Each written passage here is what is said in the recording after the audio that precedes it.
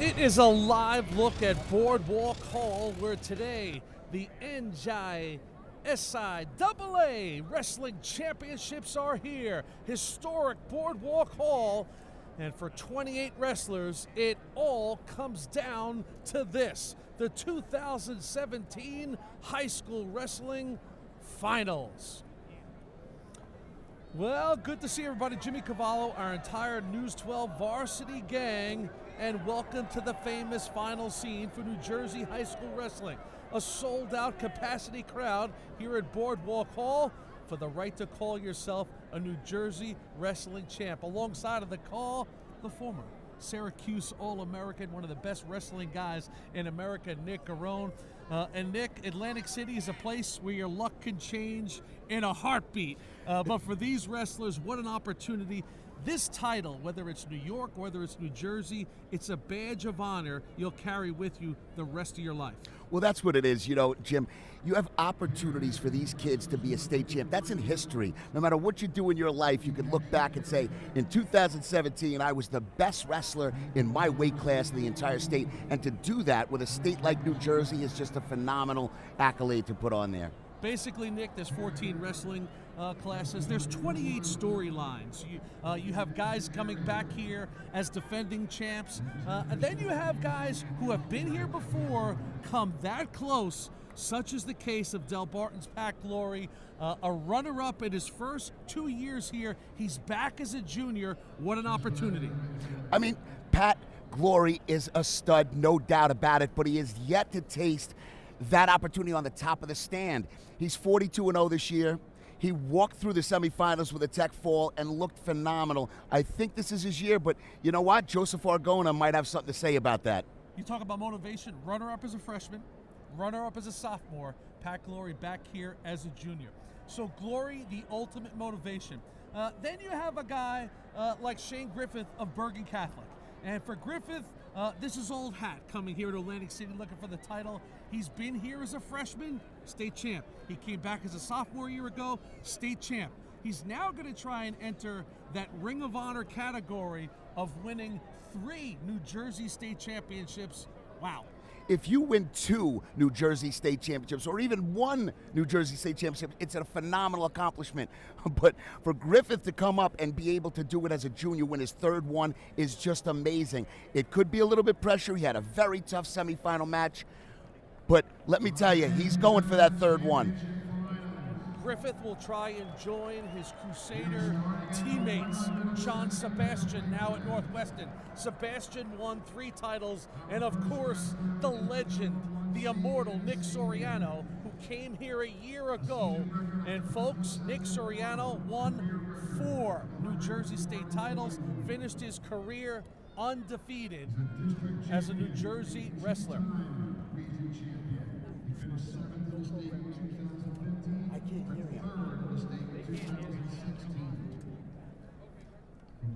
So you take a look at this building, Boardwalk Hall, an unbelievable setting for a championship, Nick. I mean, there is not a seat to be had here at Boardwalk Hall. Standing room only, upwards of 9,000-10,000 people here. Season record of 43-2 and a career record of 101-8.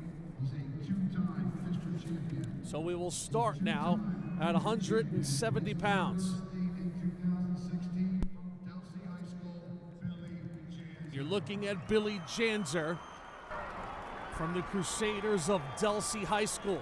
Janzer, who took 3rd a year ago as a sophomore, back as a junior. He's got his work cut out for him. Janzer, this right there is Billy Janzer in the red. Took 3rd last year as a sophomore. Was hurt as a freshman.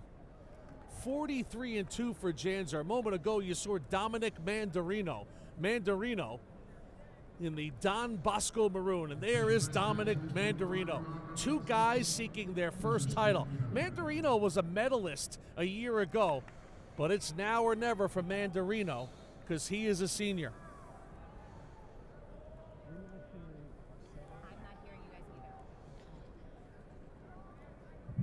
Jimmy. This is the first period. This is where these guys are going to feel each other out. They're going to try to get a feel for one another. And right now, this is a chess match. They're looking to set each other up.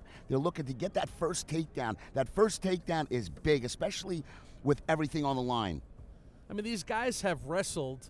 Mandarino, this is his 26th bout of the year, and Janzer at 43-2. But this one just has to feel different. It's the final.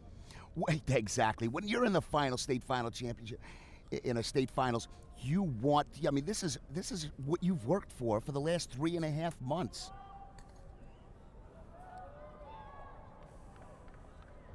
Jimmy, nobody would remember if you lost in December. If you win a state title, they're not going to talk about that loss in December. They're going to talk about, hey, did you win the state title? And this is exactly what's on the line. And there's always the balance, the fine line of coming out too aggressive, too pumped up. Do you leave yourself vulnerable? But then there's the other side of that. You never want to look back at the state final and say, I wasn't aggressive enough. That's a great point, Jimmy. You have guys that basically tighten up in these situations, and you don't want to have that happen now. But when you get to a state finals, you're seasoned. You've been there before. You've been in big events. You've had this opportunity to get on a big stage before. So these guys are there because of that. They're able to fight through, and they're able to wrestle to the best of their abilities in these big matches. So no score here. First period as we are underway at historic Boardwalk Hall, Atlantic City. News 12 Varsity's wall-to-wall coverage of the New Jersey State Wrestling Championships.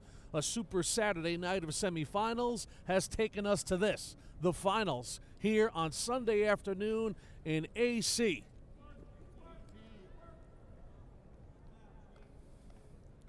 Final seconds of period number 1.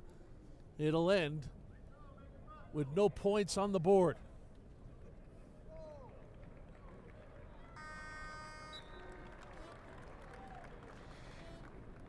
This is a big flip right here.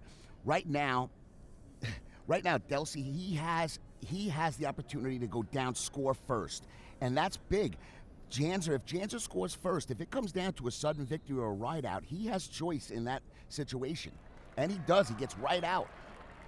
So Janzer will pick up a point on the escape. Janzer Jr. picked up his 100th victory of his career this year. Mandarino also over the century mark at 104 wins. Mandarino, district champion, 2-time region champ. Janzer, 2-time district champ and a 2-time region champ. They both come in with credentials, but are both looking for that coveted first state title. Janzer working that underhook right now, trying to bull him over with that little, almost like a pancake on the edge of the mat.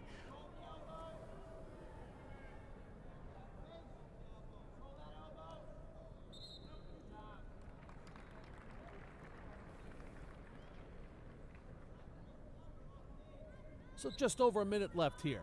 Period number 2.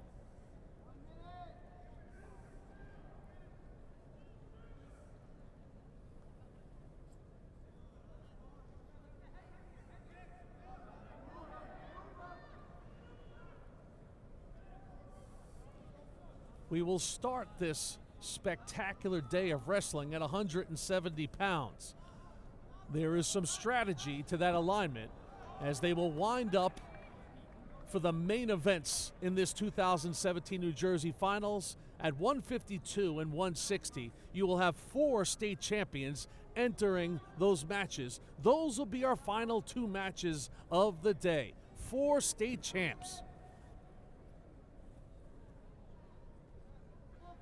You know, Janzer, since the opening bell, what he's been doing is he's been working that underhook. Just can't get that head position.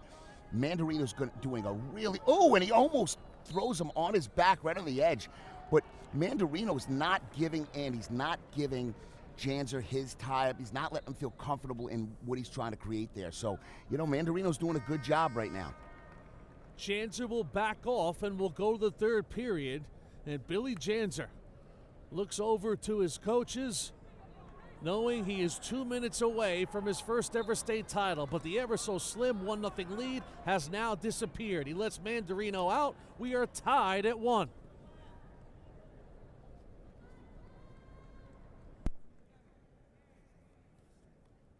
A little South Jersey, North Jersey matchup. Delsea, the Crusaders, out of South Jersey. Of course, Don Bosco Prep, Ramsey, New Jersey, up north.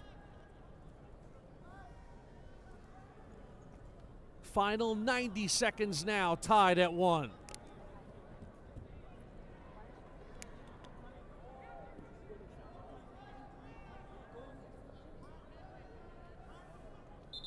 Janzer working on top, out of bounds they'll go, and they'll restart with a minute and change. Now we'll have some injury time. Some blood has appeared on the lip of Dominic Mandarino. You know, Mandarino, Janzer has been creating a lot of action, and he's been forcing Mandarino out of bounds quite a bit. You know, a lot of times what happens is, Jimmy, you stand the risk of getting hit with a stalling warning. And, you know, right now, this is a 1-1 match. There has to be some aggression. There has to be some sense of urgency. You don't want it to go into overtime. You want to end it in regulation. So right now, these guys have to, you know, get this takedown, work it, set it up, and hit a nice, solid shot. Both of these wrestlers lost in the semifinals a year ago. They've bettered that and taken the next step into the finals this year. Mandarino a year ago at 152, Janzer a year ago at 160, now at 170. They are in a 1-minute dogfight for the state title, tied at 1.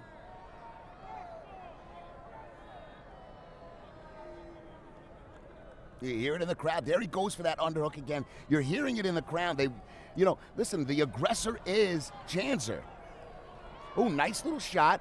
Little knee pull shot there by Mandarino. Makes it look good. Final 40 seconds now.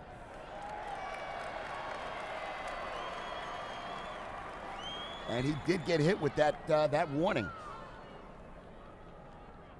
So Mandarino hit with the stall warning. 30 seconds left here.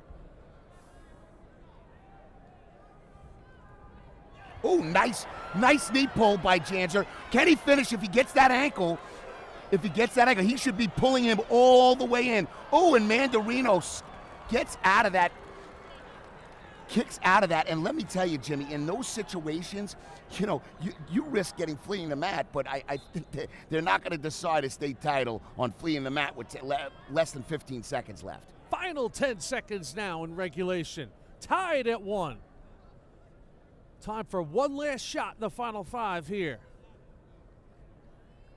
Not going to happen. And we will go to overtime.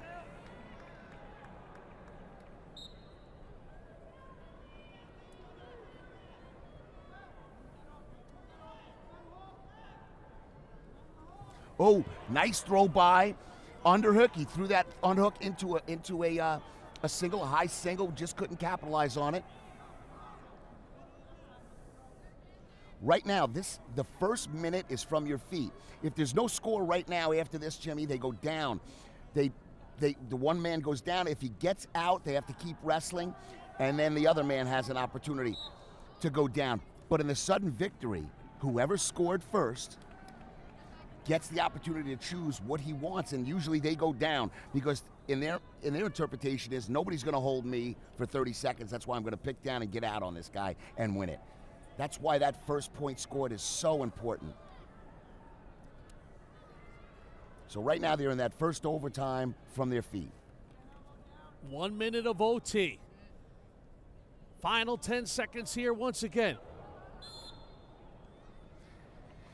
You know, Mandarino is putting a lot of pressure on this referee, to not bang him for another warning, which would end the match because it's 1 point. That will end OT number 1. So here we go. Here we go. Now they go to the flip of the disc. It's Mandarino's choice. He's going to go down. Now, if he gets out, or if Janzer can ride him, Janzer wins the match. We're in sudden victory time now. Oh, I'm sorry. He gets an opportunity to get out next 30-second period. To their feet, Now they keep wrestling here. Now, if he gets a takedown right now, Janzer, he has this time to score. Mandarino on the escape now has a 1-point lead. Final seconds, Janzer. 4 seconds. Can Janzer hold on? Wow. That was the first legitimate opportunity that Mandarino had at a score, and it came with 5 seconds left in the first ride out. So here we go to number 2. Janzer on the bottom. Dominic Mandarino up a point.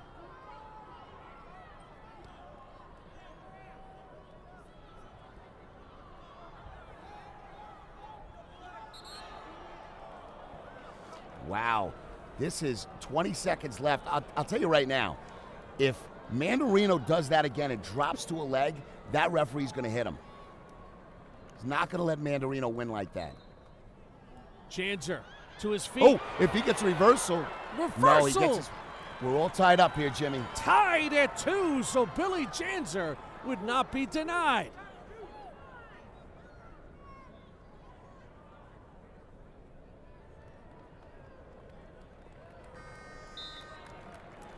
Janzer will now choose down. Now this is where this is so important, and we had spoken about this in the first period or the second period when he looks like Mandarino's going to take a timeout, an injury timeout. But in the second period, when Janzer scored that first point, I mentioned this, and here we are. It's his decision. It's his. He gets the choice here now in sudden victory, it's called. If Janzer, okay, let's go back and let's take a look at this. So Janzer here was down 2-1 to Mandarino. And here he is. He gets that nice little, almost a switch position, and then comes to his feet and gets that 1 point. So here we go at 170. Billy Janzer of Delsea chooses down. An escape would bring him a state title. Bottom line, you ride him, you win. You get out, you win. 30 seconds for it all. Janzer to his feet. The clock will stop with 22. Dominic Mandarino of Don Bosco Prep lost to the semis a year ago, trying to ride out to his first state title. Janzer to his feet. Janzer looking to escape. Final 15 seconds. Right now, that was a good stoppage. That was a very good stoppage. The first one in sudden victory has to be a stalemate. Now we can hit him with a stalling. 13 seconds left. At 170, the final 10. Janzer desperately trying to get out. Mandarino hanging on. Janzer at the horn gets the escape. And Billy Janzer is a New Jersey state champion at 170 pounds. Unbelievable win for Janzer. Janzer had it at the edge. Let me tell you, a lot of referees would not call that loss of control, but that was a good call. And let me tell you something, Janzer was the aggressor from the beginning. Janzer deserved to win that match in regards to, being the aggressor. That's nothing to take away from Mandarino. Mandarino had a great season, and he was right in the mix up until that escape. So Billy Janzer wins it for the Crusaders. What a way to start, Amanda. So many storylines in the building today. We go to Amanda Puglisi, working the sidelines all day. How are you, Amanda? Well, Jimmy, when we get to this point, the New Jersey State Championship, it's all about the journey. And for Kyle Leitner, who we're going to see in just a little bit from Del Valley, some may say his journey started when he was just 7 years old. Now, I spoke to his coach earlier today, and his coach said to me he actually met Kyle when he was just 7 years old, and Coach's father, Vince, who used to coach at Del Valley, introduced him to his son and said, you see Kyle right here, he may only be 7 years old. He's going to win a state championship for you. So, guys, we're just a few minutes away from seeing if that prediction comes true. All right, Amanda, thank you. Family business so many aspects, the sport of wrestling. Fathers and sons, brothers. So we had extra wrestling here at 170 pounds.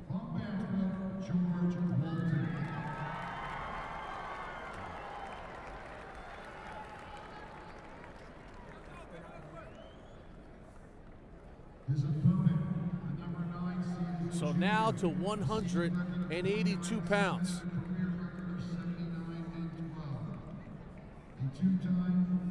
You are looking at George Walton for the Crusaders of Boundbrook, the 2 seed.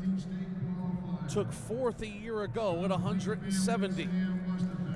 Wrestling in the corner of Coach Kyle Cleary.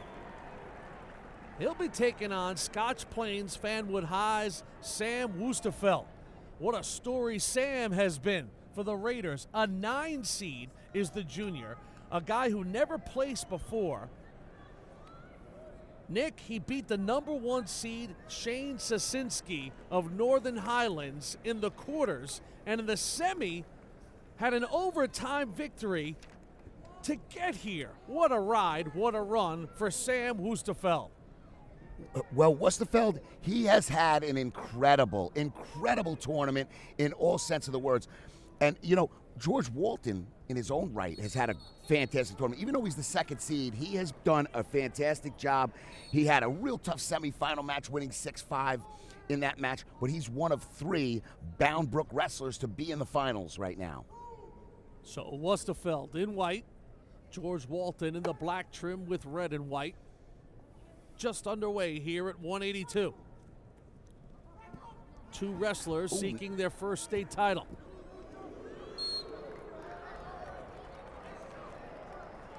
It's a beautiful, you know, Walton is so explosive, Jimmy. He hit that nice little arm drag, that little short drag, and almost had 2 on the edge, but his foot did go out of bounds. Good call by the referee. Woosterfeld, 45-3 on the season. Qualified for the States a year ago, 2-time district champ. He won the Region 4 championship this season. Pull.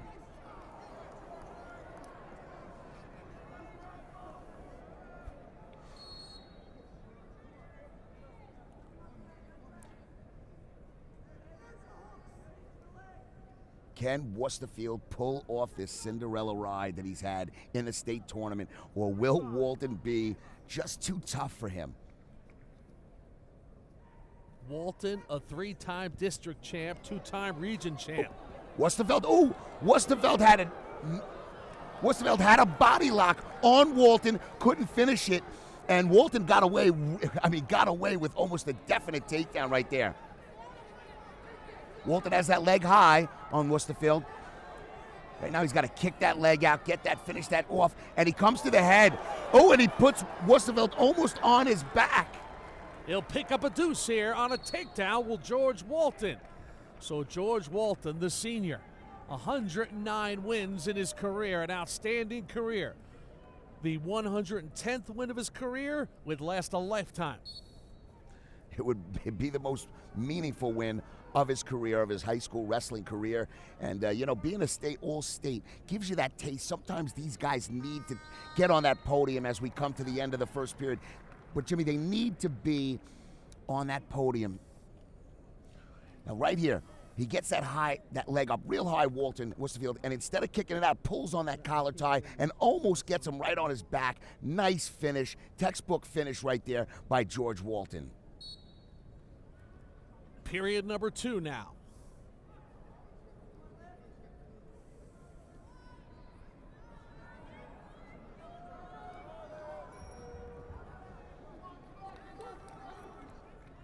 Walton will pick up a single. On the escape now, leads it 3-0.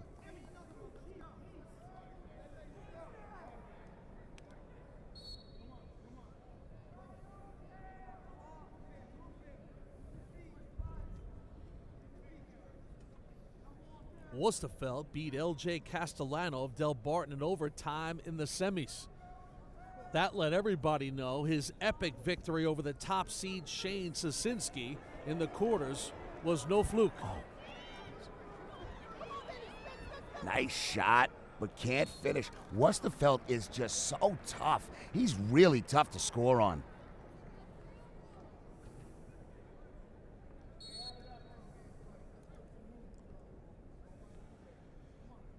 You don't get to be 45-3 in New Jersey and not have this talent. I mean, Westerfeld is, like I said, his seed doesn't indicate how good he really is.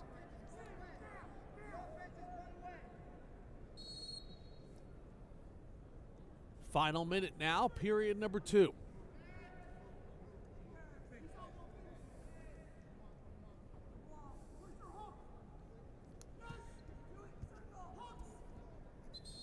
It's a nice little elbow pass there, attempt by Westerfeld. Elbow pass into a straight single, but just couldn't get in on Walton. Walton's real tough and real athletic, and just shrugged him off on the out of bounds, right by the out of bounds.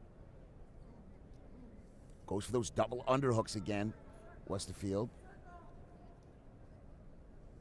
Feels very comfortable in that upper body. Ooh, nice knee pick. Beautiful knee pick by Westerfeld, and he did not give him the 2, but it was close. His feet were in. Referee's going to come together now and talk about this, and he will get the deuce. Watch this right now. He has an underhook. He comes in, he knee picks him right there, and he kept his toes in. That's why he kept his feet in. That's why he got the 2 points. So great athleticism there by Sam Westerfeld. So Coach Kyle Cleary now talking to George Walton as this bout has gotten a little closer now. Only 1 point separates these two guys. So Westerfeld now, 29 seconds left, working on top for the Raiders of Scotch Plains Fanwood. This is a big point for Walton. Very big point, because it's going to be Westerfeld's choice in the 3rd period. So with an escape, he can tie it up. So he has to hold him here. Just about 15 seconds left. Couple of strong cats out there right now. You could just feel the strength of these two guys oozing off the mat.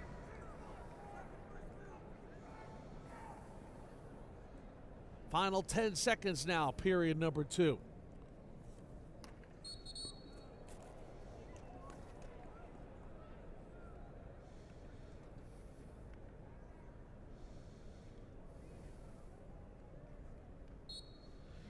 Once again, this is a really big point for Walton and a big point for Westerfeld to try to hold him down with 4 seconds. Looks like he's going to ride him out here, and I would bet you he's going to go down right now and try to tie this thing up. And we're going into a big-time match right here. This is a real exciting match between these two young men. Sam Westerfeld gets a look from the coaches now, trying to win his first ever state title. He trails by a point to George Walton of Bound Brook. And now, on the escape, we are deadlocked at 3 apiece.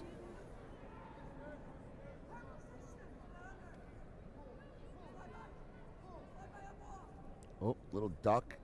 Attempt by Westerfeld. Gets that underhook. Oh! And let me tell you, Walton went big there. Went for that lateral drop, went big. But Westerfeld, he kind of posted out on him. Let's look at this right here. Gets that underhook, and right there, Walton tries to take him to his back, and a nice little lateral drop. Doesn't capitalize, but what an attempt by Walton. 90 seconds left now at 182. George Walton of Bound Brook in the black and red, the 2 seed, taking on the 9 seed, Sam Westerfeld.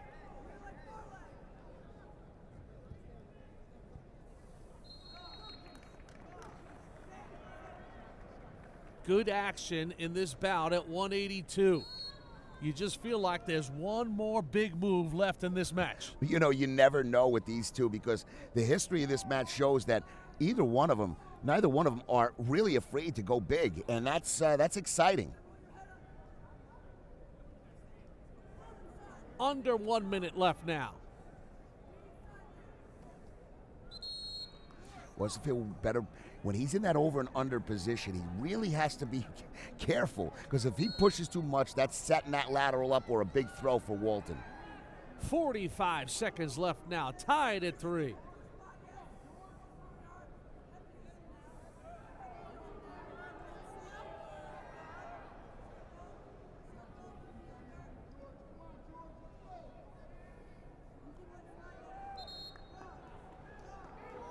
So we'll restart it here. 28 seconds left. 182-pound New Jersey final. Nice Here's a double. shot by Can he Walton. finish? Oh, nice, beautiful double There's the leg. two.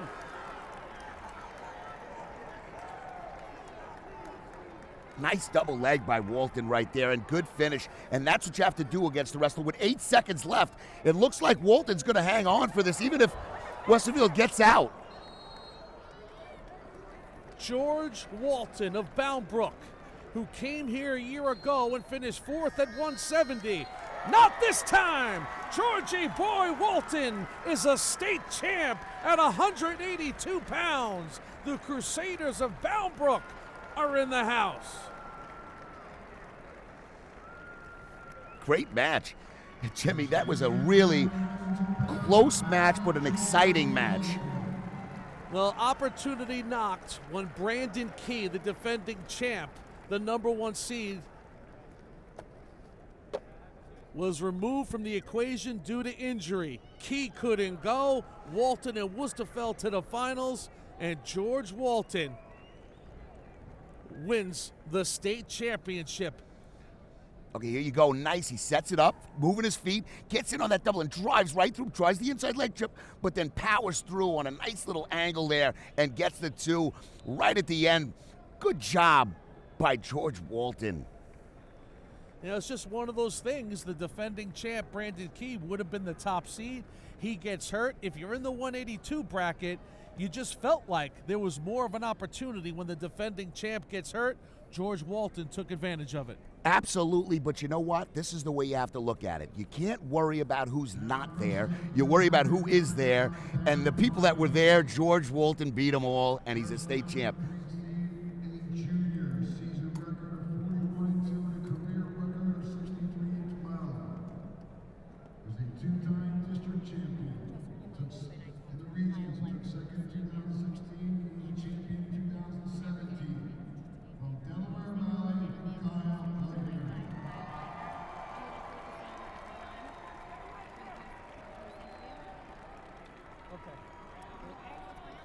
His opponent, the number 8 seed. So now, the aforementioned Kyle Leitner, Delaware Valley High School, as we go to 195. Three-time district champion and a two-time region champion from Collingswood High School, Michael Tulane. And this is Michael Tulane out of Collingswood High School. Tulane, the 8th seed. And Tulane beat the #1 seed, Matt McKenzie, in the quarters. 4-2 in overtime. Both these guys seeking their first state championship of their careers. Leitner, the 3 seed. Delaware Valley hasn't had a state champ since the late, great Dan Kelly in 2007. Dan Kelly was terrific. So here we go at 195. Leitner in the blue and gold, Tulane in the all gold.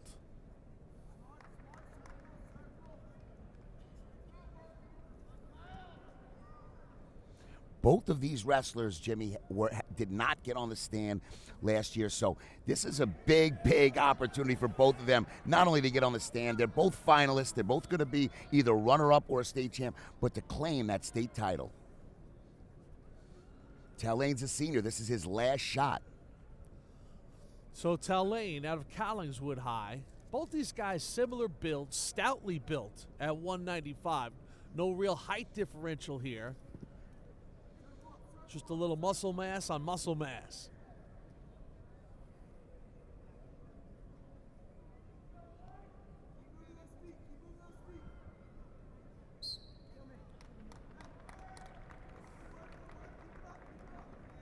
Leitner, the 3 seed, Delaware Valley High School. That's right in Frenchtown on the Delaware River. That is out there. But the one thing you love about the New Jersey State Finals, it encompasses the entire state of New Jersey. Literally from Montvale to Frenchtown. And it's also one state champ. as Leitner gets in there and padlocks that ankle and gets his 2.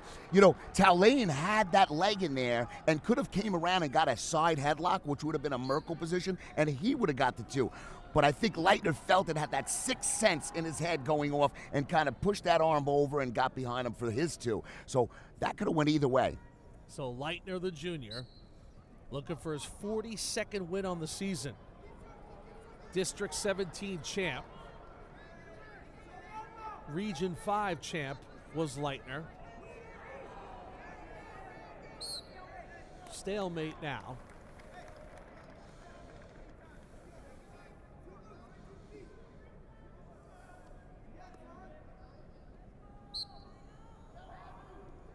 Final seconds now, period number 1. And Kyle Leitner will see the first period end of 2.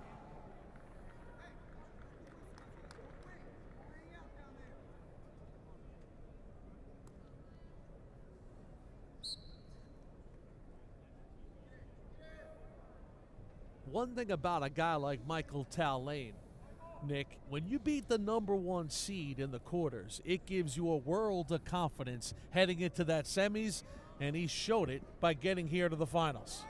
Oh, he has that half locked up. Oh, let me tell you something.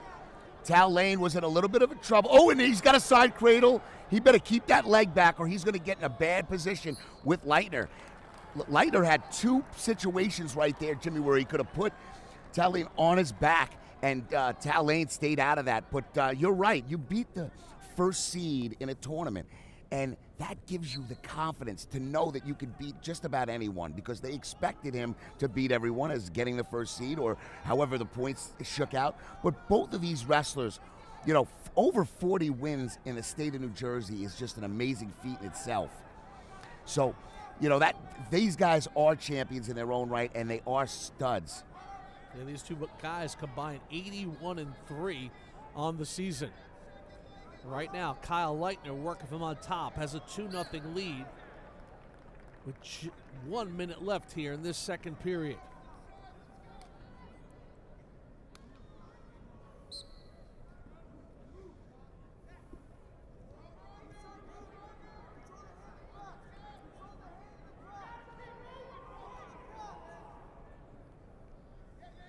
Right now, Leitner puts in a leg. Puts that boot in there, trying that power half on Taulane. Let's see if he can get him over. Right now, he's got to crack that hip. He's got that leg in. If he can crack that hip over and try to get a couple of little back points, maybe a quick tilt right here, it would do a tremendous job going into the third period for Leitner. Stalemate now with 24 seconds left in this second period. Taulane yet to get on the board here.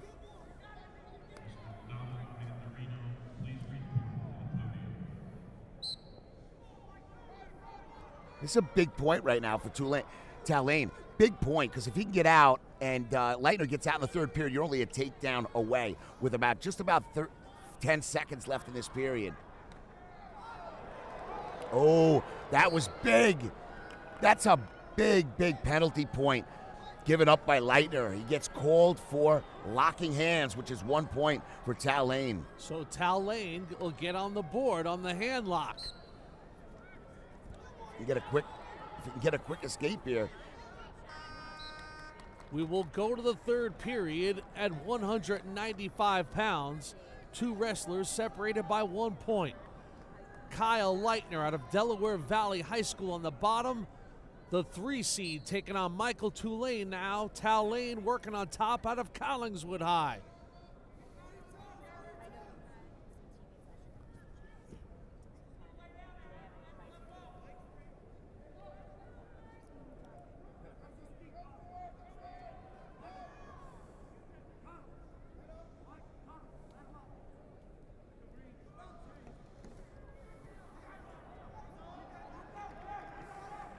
Leitner picks up 1.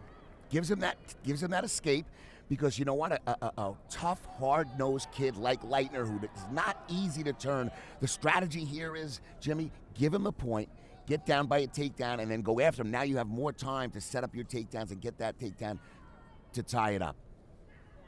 So Tal Lane now to his feet.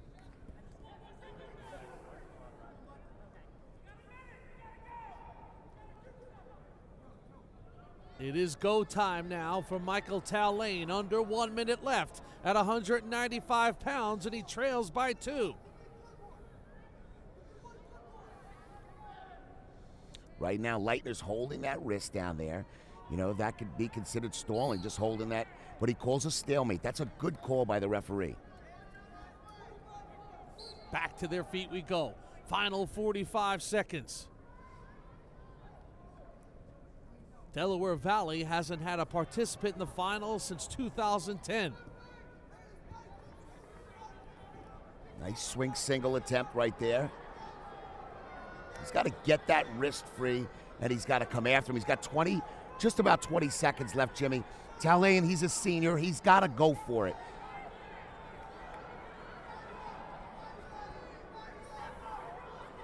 The junior Kyle Leitner up by 2, final 10 seconds. Leitner trying to hang on and ride it out. Final seconds now. Kyle Leitner puts a stamp on it with a final deuce, and Leitner is a New Jersey state champion for the first time of his career.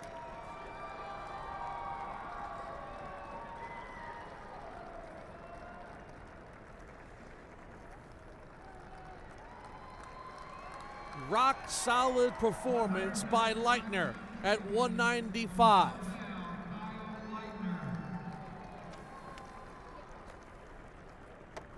Great family moment for the Leitners as Kyle rings the bell at Boardwalk Hall.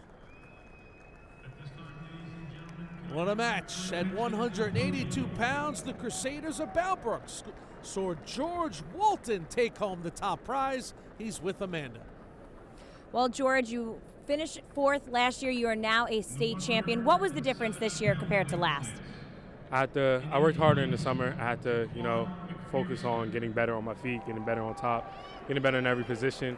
And I had to work with a lot of different coaches, but one that, helped me a lot was my recreation coach who I grew up with. His name is Coach West, and he helped me a lot. He helped me with just everything, becoming a better person, and I thank him for that. You started that third, you had just a 1-point lead. Quickly, it was tied up. What was your game plan from that moment on? To not lose the match. That was going through my head that even if I'm tired, I got to keep pushing through it because at the end it'll all be worth it. You found yourself now with a 2-point lead with just 30 seconds left. Were you counting down the seconds until the whistle blew? I didn't even want to look at the clock. I just wanted to hold them on the mat and then look up when it's all over and could finally say that I'm a state champ. Well, George, congratulations, and yes, you are a state champion. Jimmy, back to you. Great stuff there, great stuff for George Walton. Walton will be at the top of the podium in a moment.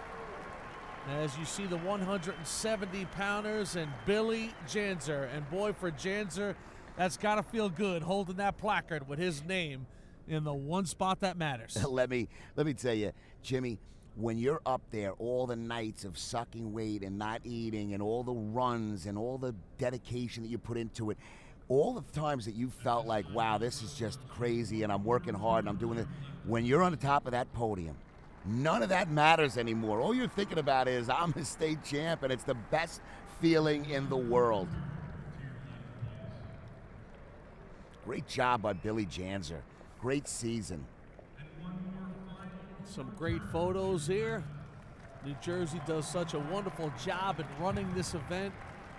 Outstanding officials, great organization. It's just a great building. I mean, you can't ask for anything better than to be in a place like Boardwalk Hall, a place that's had everything from Frank Sinatra and the Beatles to Mike Tyson and Sugar Ray Leonard to the 1964 Democratic National Convention. Are you kidding me? A lot of history here. It's just such a great setting for a state championship. And these kids, I mean, they're walking in these halls where legends have walked. They're walking and they're putting it all on the line and they're wrestling. And this is a big event every year.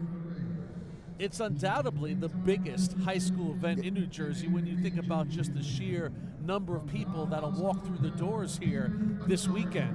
I mean, you might have a miscellaneous Don Bosco Bergen Catholic football game at MetLife Stadium that draws over 10,000, but this is really special. This is so amazing. When you look around, it looks like it's almost sold out in here. I mean, just amazing. And the energy and the excitement when someone hits a single leg or a double leg, it's like an explosion. Fireworks are going off. I mean, just a great atmosphere for wrestling. What a great building. So now we go to 220 pounds. And here's the senior from Howell, Eric Kessian. Eric, the 3 seed,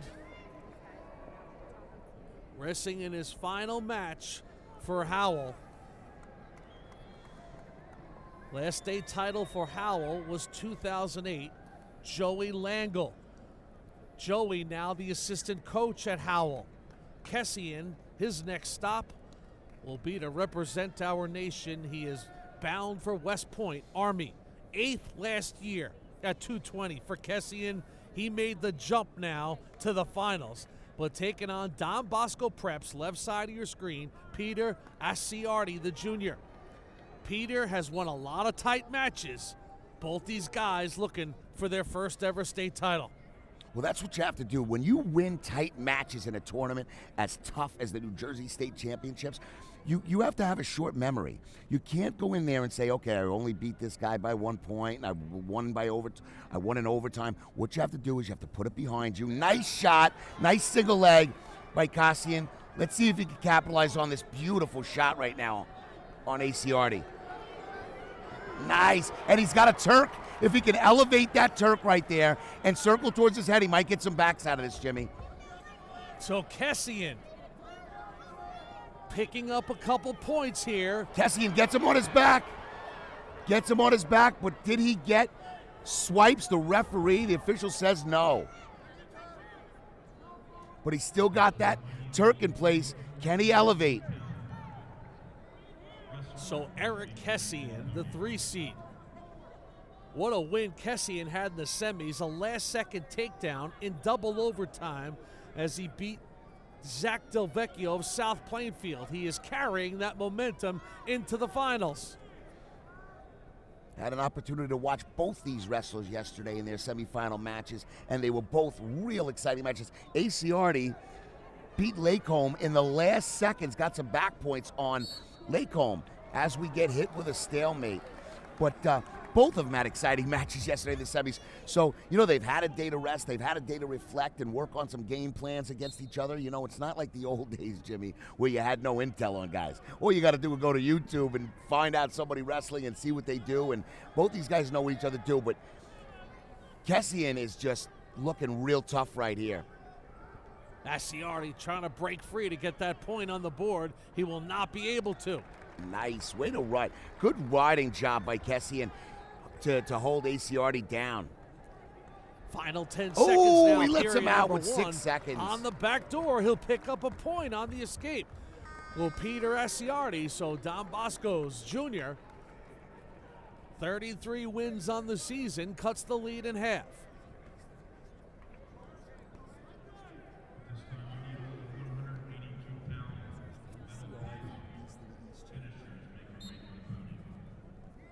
Second period now underway, 220-pound final. The big dogs are into the building here. Working on top, Don Bosco Preps, Peter Asciardi. Oh, he got that. He almost had Pat Merkel set up. But you know what? He's good. He actually went through. Oh, he has a reverse half. Kessian, and he gets a pin. Oh, my God. What a dramatic fashion. He had the Merkel. He went for it. And at the last second, Kessian took that leg out, Jimmy. Unbelievable. Kessian of Howell is a state champ in emphatic fashion. Eric Kessian. He will go to Army next year as the New Jersey 220-pound state champ. Howell's first title since 2008. Watch it again. Unbelievable here, Jimmy. He gets in. ACRD's looking for that Merkel, going to try to hook that leg and get that side headlock. If you notice, that's when Kessian grabs that leg and stops him and gets immediately into a reverse half Nelson, and he gets that big pin. Look at that excitement. That's the excitement of a state champion. What a moment there at 220. What a day we have going here in Atlantic City at 170. Billy Janser won the title. The Crusader is with Amanda. Well, Bill, I don't know if anyone could have asked for a better start to the championships. Not only did you go to sudden victory, but you also went to the ultimate tiebreaker. Are you exhausted? How are you feeling? Yeah. After the match, I was so excited. I didn't even realize that I was tired. But once all my emotions settled down, I was dead tired. I could barely walk up the steps. It was awesome. Walk me through what was going through your mind with the ultimate tiebreaker. You did start on the bottom, so what was your plan? My coaches told me before we went to overtime that I was the first person to score, so if it came down to that, it would be my choice.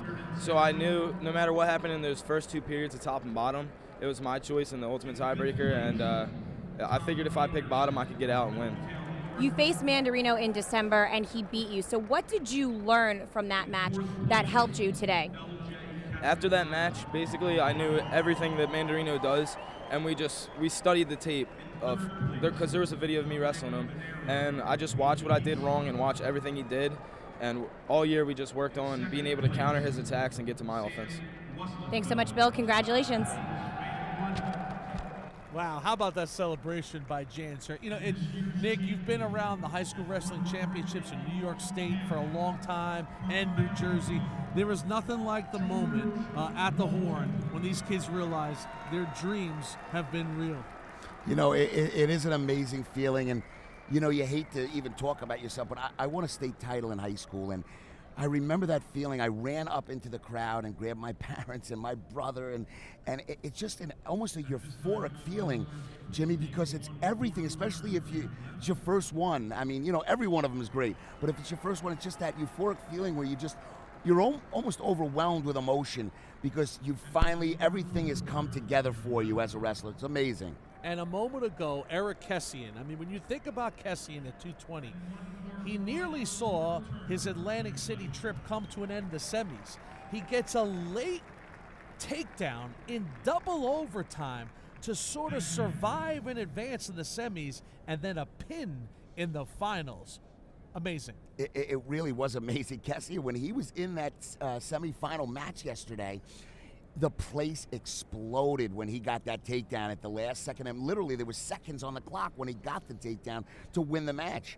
It was an amazing ride for him. And then he comes to the finals here against ACRD, who is I believe he was the first seed, and knocks off the first seed in the finals. I mean, an amazing job by Kessian. Peter Asiardi, one of 3 Don Bosco prep wrestlers to be in the finals. Don Bosco, Bergen Catholic, each have 3 wrestlers in the finals. Bergen Catholic, Dave Bell's club, who won 4 state titles a year ago. They come back with 3 wrestlers. Don Bosco, 3 wrestlers in the finals, and here is the last of them. And he is the defending heavyweight champ of New Jersey, Eric Chaconus, the Bucknell-bound senior who continued the Chaconus tradition. His brother Zach was the 2015 champ.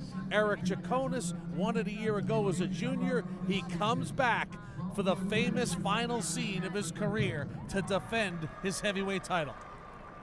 Chaconus, I tell you, I've had an opportunity to watch Chaconus in a lot of different events, and just really solid, complete wrestler. Wrestles very well in big matches. He's wrestling, obviously, a real tough Alexander Lagrippo, big boy right here, and both of them move like small guys. They very athletic. Lagrippo, a senior, the 7th seed out of Woodbridge High School, Middlesex County. Mike Carbone's his coach. Lagrippo seeking his first state title. To get it, boy, is he going to have to earn it, because the Chaconus cradle has been alive and kicking here at Boardwalk Hall for 2 years running. Zach wins it in 2015. Eric wins it in 2016. The family belt is on the line once again, and here we go in the heavies here for the New Jersey State title. LaGrippo trying to get, oh! Goes big right off the bat. Chaconus tries those double overs, almost like a side lateral with double overhooks. In between a lateral drop and a salto. Unbelievable. Chaconus went big. Chaconus, football, wrestling standout. Played for the legendary football coach Greg Toll at Don Bosco at the point of attack. Now trying to back up his title. Oh, nice single leg by Chaconus. Just like I said prior, just before the whistle blew, he wrestles like a small guy. He'll go for those shots. And, to take down a big boy like LaGrippo, you have to hit it perfectly. You can't just hit that halfway, because if you do, you're going to get caught underneath that, all that weight. LaGrippo opportunistic in getting here as the 7th seed. It opened up for him when the 2 seed, Nick Rivera, the senior, out of Brick Memorial, the 2 seed, He's got that cradle locked up. He's got a cradle locked up. Can he get a pin? Can he get that pin? He's got him on his back. He's got him in trouble. Eric Chaconus trying to bring the belt home, and he will! Easy E brings down the house at Boardwalk Hall once again. It's a back-to-back for Chaconus. And the Chaconus boys have done it again in AC.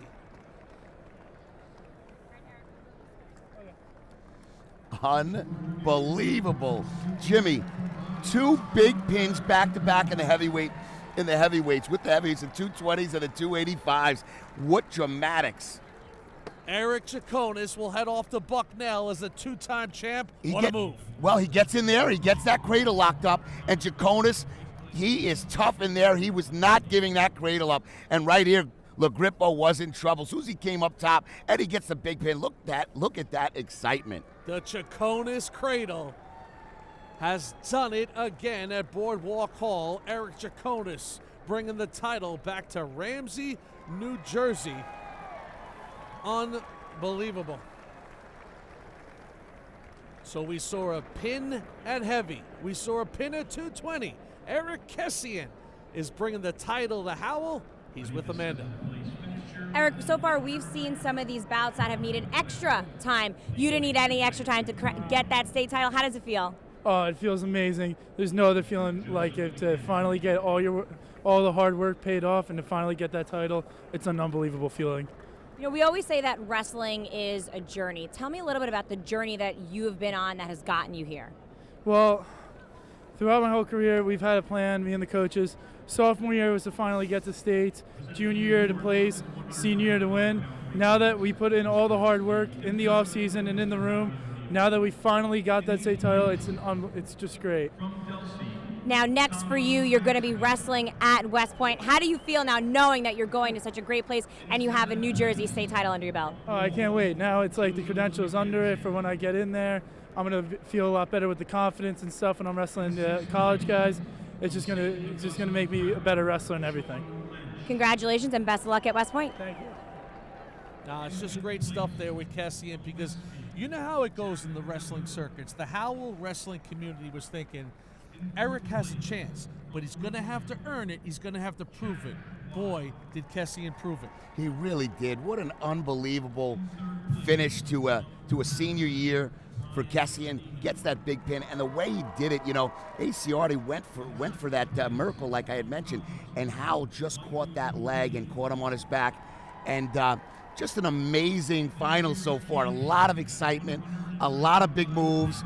You could see by the talent level, you could see why these guys are in the finals right now, Jimmy. What you love about it too, as a wrestling guy as you are, sometimes you get into the heavies and it's a little lethargic, you know what I mean?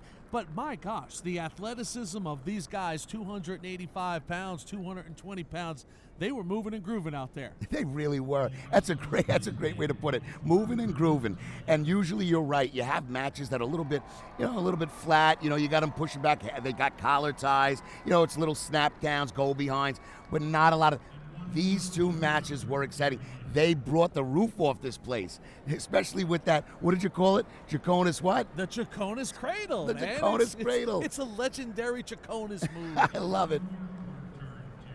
Well, a year ago when Eric Chaconus won it, his brother Zach had to give him the family belt. I mean, Wow. think about that.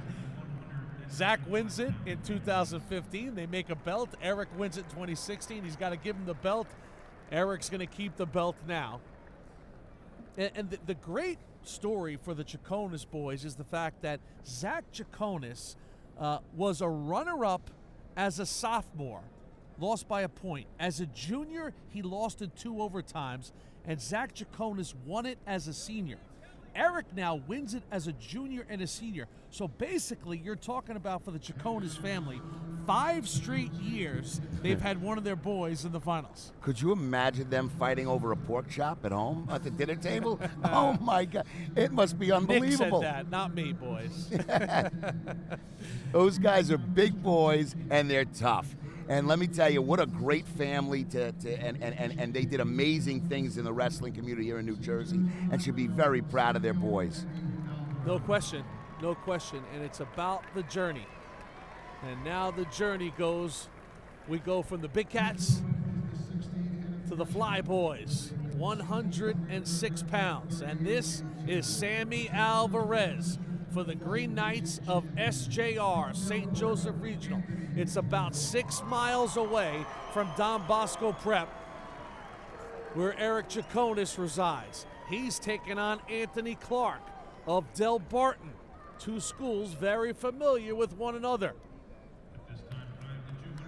And Sammy Alvarez, the super sophomore, beat a nationally ranked top seed in Dante Menino in overtime in the semis.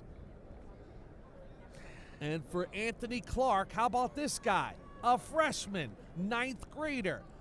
And what do they call him? A stud freshman. 2 great wrestling programs.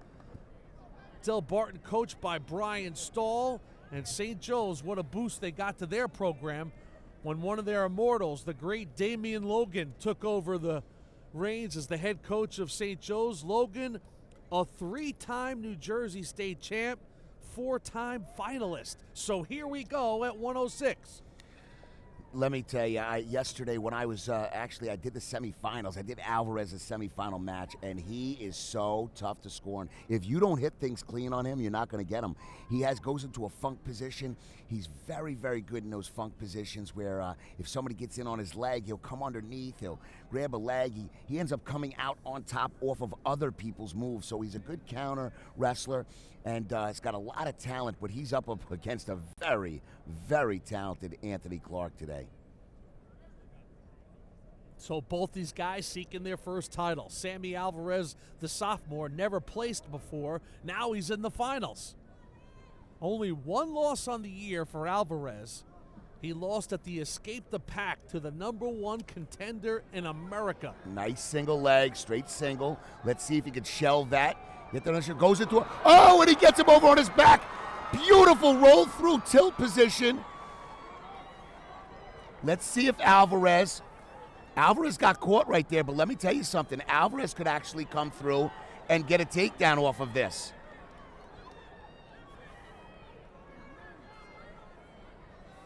Clark picks up 2 and 2. 2 back points. Let's see right now.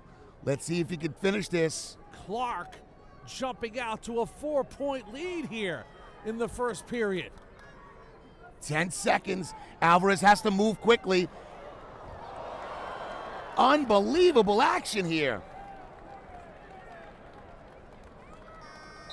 And Clark, Anthony Clark, the freshman, with a 4-0 lead, and Sammy Alvarez in a little bit of disbelief here. That first period did not go as planned. That was some unbelievable action right there. I mean, unbelievable. Goes into that roll-through tilt on off of Alvarez's shot. Alvarez was in on his shot, and Anthony Clark hits a beautiful roll-through on that. So when you're the favorite in a match like this and you get down 4-0 after 1 period, what's most important? Most important is to keep your composure Get one. Don't look for big stuff. Get 1 point at a time. One and chip away, and before you know it, you can get back in it. But if you look for everything big now, Alvarez almost has a reversal here. And if he can get his leg free, Anthony Clark actually keeps his composure, gets in. He's got a nice little switch position for Alvarez. If he can get that leg hooked and get that other leg in, he's got a reversal on Clark. St. Joe's looking for the deuce, and they'll get it here. So Sammy Alvarez is on the board now, the super sophomore for St. Joe's Montvale. Final minute now, the second period. Alvarez goes back to work. Alvarez right now, he's got that leg in. He's trying for that power half, trying to pick up another 2. If he can cut the deficit, he already cut the deficit, but if he can get 2 here and tie it up going into the third period, he's in good shape. It doesn't surprise me that Alvarez has, there's a great shot of Damian Logan, because I was just going to mention that. It doesn't surprise me that he has that composure, and he's very, very technically sound, because his coach, I know his coach, and his coach is phenomenal. He was a great wrestler, but he's a great coach, and he teaches his guys not to panic and go through this. Kenny, he has that crab. Almost had that crab right half into a tilt for Alvarez. Always looking for points. Clark gets out of that. Clark needs to get an escape here with about 15 seconds left. Let's see if he can score some points. Final 10 seconds now of the second period. Sammy Alvarez in the green trails by 2 to the freshman from Del Barton, Anthony Clark. Second period will come to an end. 2 young guns, as you see Coach Brian Stahl to the right. You talk about coaches, that's another really talented coaching staff there. Great guys. They do an incredible job with their program year in and year out. Actually, Patrick Glory, who's coming up at 120, that's their coach as well, his coach as well, and they do a phenomenal job. Sense of urgency now for Sammy Alvarez. We're underway in the third and final period of this 106 New Jersey State Final.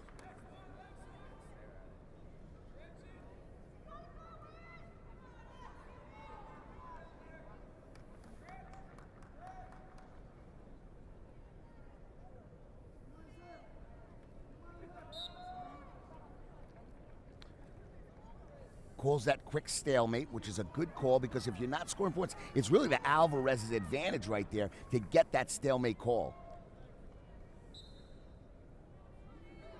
90 seconds left now in this final.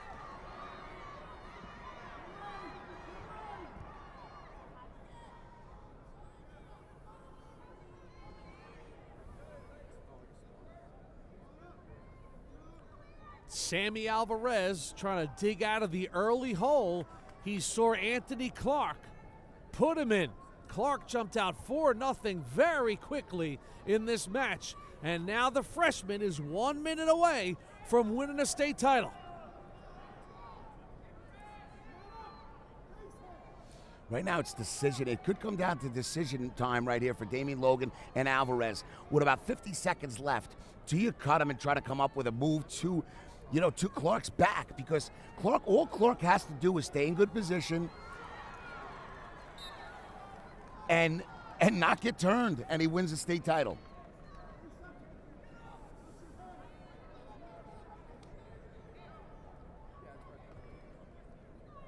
.39 seconds left. You look into the eyes of Anthony Clark, the freshman from Del Barton.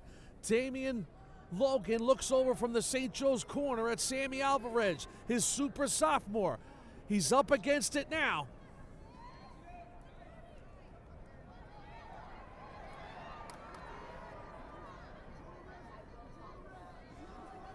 Final 20 seconds now. Alvarez looking for anything here.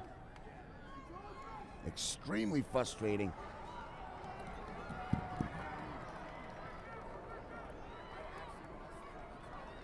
Final seconds. Anthony Clark looking to hold on, and he will. The Green Wave freshman is a New Jersey State champ. That match came down to one move, and that was the roll-through tilt off of Alvarez's shot. And you know what? No shame. What an incredible season Samuel Alvarez has had. Eddie Alvarez, as they like to call him. Unbelievable season, but great job. Anthony Clark gets a big win. And guess what? He's on pace to possibly be a four-timer. Hasn't been many of those, Jimmy. Could be the first of many bouts between those two guys. At 195, Kyle Leitner. Boy, did he deliver in a big way for Delaware Valley. He's with Amanda. Well, Kyle, we talked about it earlier, right before you were about to wrestle. We said 10 years ago you were introduced to your coach as the kid who will eventually win states. You're kind of, you fulfilled that prophecy. How do you feel? I feel great being first grade and getting pulled to a guy I didn't know, being 98 pounds, real small and fat, and being, this is our next state champ. I'm sitting there bewildered, not thinking, just thinking, no, I'm not. I'm just some kid that's out of the backwoods of Kingwood. And it's just and then thinking about that all my life and wearing on me when I finally got down here this year, I'm like, you know what, I could be that kid. I could be that kid that he introduced to a legend and said, this is our next state champ. This is the next kid that's going to be on our wall. When was that moment that you actually said, yes, I can be that state champ? When I got down here, I always knew I could be a top 3 guy down here. But when I got down here and I realized who I was and what I've done, I told myself, it's just my tournament to lose. Everybody's predicting against me, but it's honestly my tournament to lose because I know what I'm capable of. You get the chance next year you'll be coming back. You can defend your title. What's next for you? Right away, what's next? I got to get my wisdom teeth removed, so I'm going to be out 2 weeks, and then I'll be getting right back on the mat to wrestle and get better. Well, Kyle, make sure you have some ice cream before you head back to the mat. Congratulations. Thank you. What a moment. The ultimate prize, the New Jersey State Champions. It's News 12 Varsity in a day in Atlantic City, Boardwalk Hall. The state finals continue after this. The eyes of New Jersey wrestling on Boardwalk Hall. News 12 Varsity's continued coverage of the 2017 NJSIAA Wrestling Championships. Jimmy Cavallo, the Syracuse All-American, Nick Garone, our entire News 12 Varsity gang. And Nick, you always get a little bit of everything when you get to the Jersey State Championships. You never know who really the favorite is when you get to a state championship. You would have thought a moment ago it was Sammy Alvarez. The freshman Anthony Clark punched through.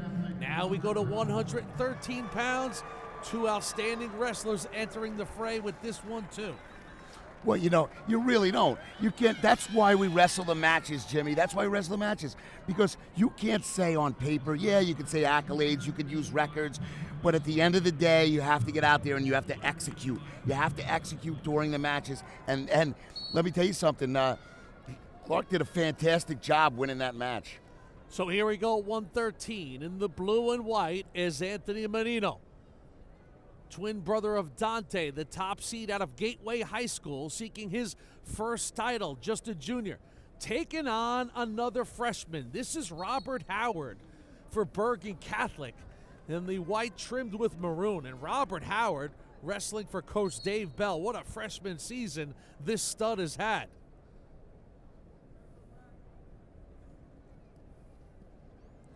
Howard in the quarters beat the defending 106-pound state champ, Joe Manchio of Seneca High. So the BC freshman comes in with a world of confidence.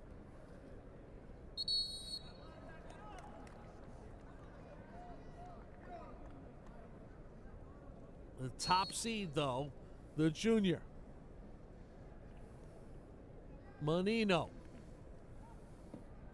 State medalist a year ago was Antonio. This junior, great wrestling family, very decorated, outstanding technical wrestler. But he's got a kid here in Howard who has just burst upon the scene at Bergen Catholic as a freshman. 39 wins on the year. District and region champ. He gets after it, does this ninth grader. Right now, Menino has that little dump position there. He's got his elbow, tried to kind of half dump him a couple of times, couldn't get it on Howard. Howard's been blocking in the thigh, doing a great job on that defense right there, that dump. Hey, let me ask you this. Antonio and Dante Menino, do you think they're Irish? Nice Italian boys, Dante and Antonio. Twin brothers, too. Both great seasons. Antonio makes it into the finals.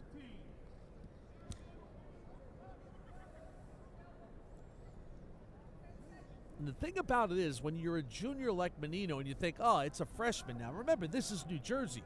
You can only wrestle 4 years. So a freshman, you're thinking, but you just never know how good these freshmen are. And Dave Bell, as you see right here, the outstanding head coach of the juggernaut from Bergen County, Bergen Catholic Wrestling. He had so many great things to say about Howard. Fearless, goes hard every day. He comes into the wrestling room and lets it fly. You know, he's tried that little side headlock, but you know what, you're right. Both of these guys, you know, they do a tremendous job, and they work out nice little tilt attempt with that cross wrist tilt. But they do a great job, and they wrestle all year. Both of these wrestlers are all-in wrestlers, and it doesn't surprise me sometimes. You can never look at the age of a wrestler, especially in a state final. You know, sometimes it's just human nature, Jimmy, in a dual meet to say, hey, I'm wrestling a ninth grader, I'm wrestling a younger guy. But Menino knows that right now he's wrestling an incredible wrestler in Robert Howard, because he wouldn't be in this position if he wasn't. Menino, two-time district champ, two-time Region 8 champ. The top seed here at 113 pounds out of Gateway Woodbury High. Putting both those legs in, Menino.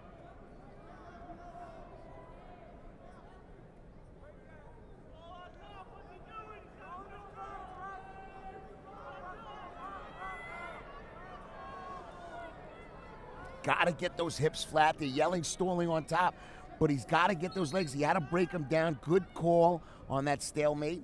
But you know what? Menino has to make it look better. Has to come in there with maybe a power half.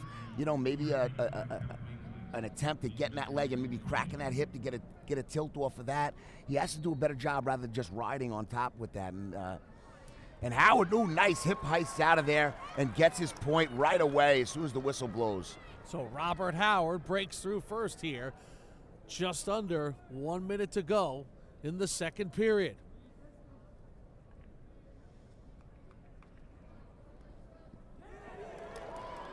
Oh, he's got that was a good attempt, but nothing yet. Nothing yet.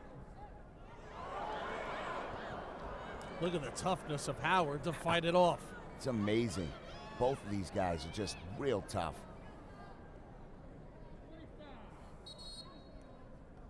Howard doesn't look like a freshman, that's for sure. Just his body makeup, you know, his maturity in his body and his athleticism. Howard, just a quick switch, aggressive athlete. Kind of guy Bergen Catholic likes across the board for their athletic programs. No fear of failure for this freshman.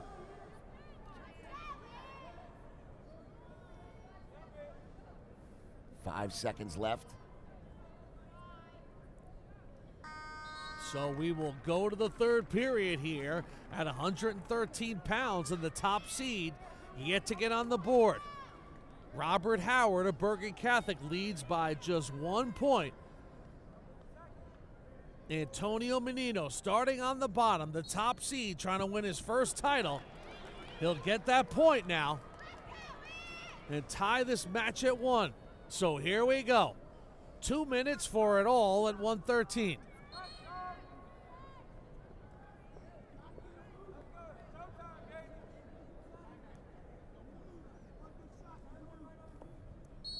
Coach Dave Bell looks in.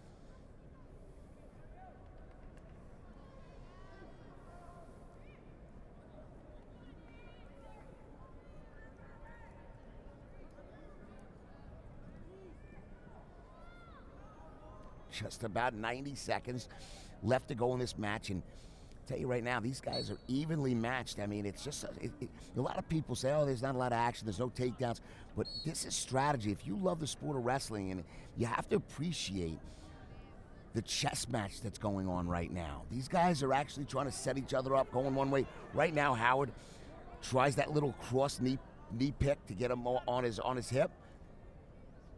Well, Robert Howard came as no surprise that he's in the finals because he beat a defending champ in the quarterfinals. So he got through the semis to get here to the finals.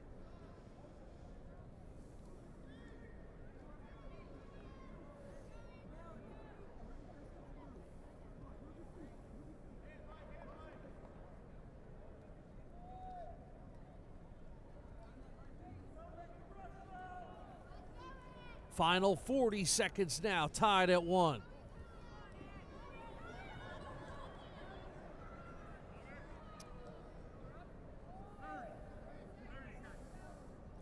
Under 30 seconds left now.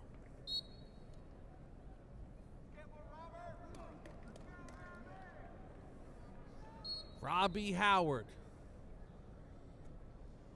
Antonio Menino. Final 20 seconds here. The one move that can give you the title. Where is it?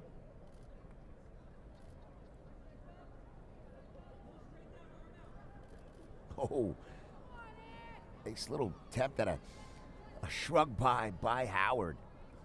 Final seconds Little now go of the behind. third period. Oh, little shrug. Tries to shrug his head by. And we will go to OT.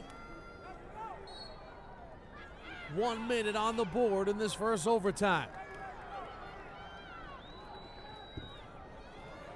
Howard takes a shot at a single. In on that single tight. Can he finish if he takes his time? He needs to take his time. He needs to hook that leg and get that head out. If he could hook this leg, which he's attempting to do, and pop that head out, he's going to get 2 points right now. Menino He gets that head out. desperately fighting his way through it is Antonio Menino. No points surrendered yet. Right now, Menino's staying tight. But let me tell you something. That's 2 points. That's 2 points. Oh, he's not going to call it. He comes back in, Menino. The crowd calling for 2. It doesn't come. Unbelievable that referee did not call when he had that ankle hook and his head popped out. He was on his hip. No points. No points. What an incredible, incredible defense on Menino. I mean, for him to get out of that. Happy. You know what? I have to tell you, that when he had his ankle hooked and he popped his head out, 9 out of 10 guys, and this is nothing to take away, these guys are out doing the best they can. That could have been called by other referees, could have been called too. So Menino survives. Great job by Antonio Menino to fight it off just enough to earn that call in the eyes of that referee. So here's a single now on the escape by Howard.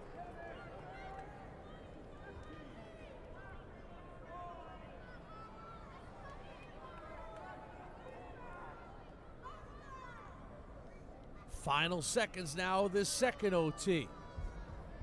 Menino staying put.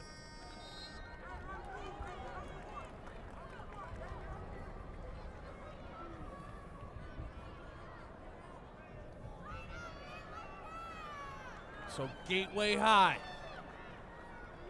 What a match, Jimmy. Another big, big match right now. Sees Menino on the bottom, quickly trying to escape and tie it up. Howard. Look at this, Menino.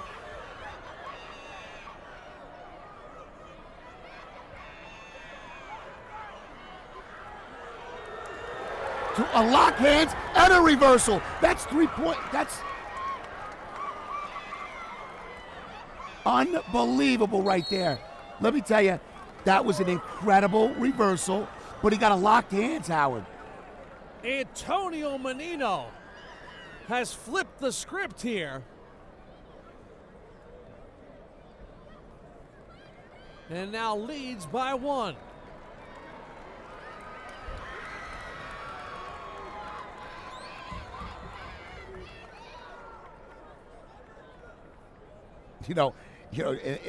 a minute ago I said, hey, there could have been a takedown, this and the other thing. Referees to get around the edge there and call and catch that, to catch that locked hands was pretty impressive.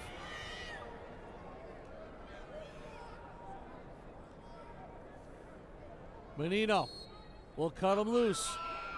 And with a 2-point lead, he'll pick up the 1. And he That wins. is it. He wins it. Antonio Menino is a New Jersey state champ at 113 pounds. He wins it late. He fights off the charge of the freshman Howard, gets a call to go his way, and Antonio is a New Jersey champion for Gateway High. Right there, look at the brothers celebrating, the twin brothers in the corner. Unbelievable feeling. It's like they won a state championship. Dante and Antonio. Wow, pretty exciting finish to that 113-pound match.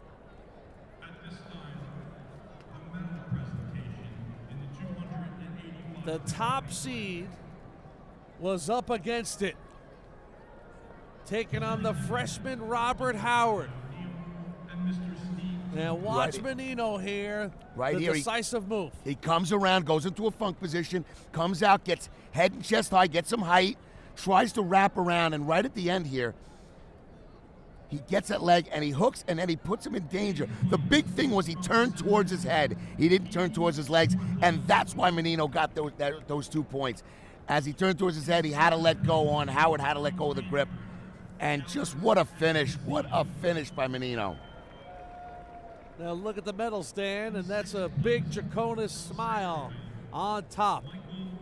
Eric Chaconus defends his New Jersey heavyweight championship.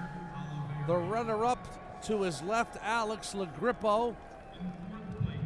But Big E on top of New Jersey once again as the heavyweight champ of the Garden State. Chaconus will head off to Bucknell and continue his wrestling career.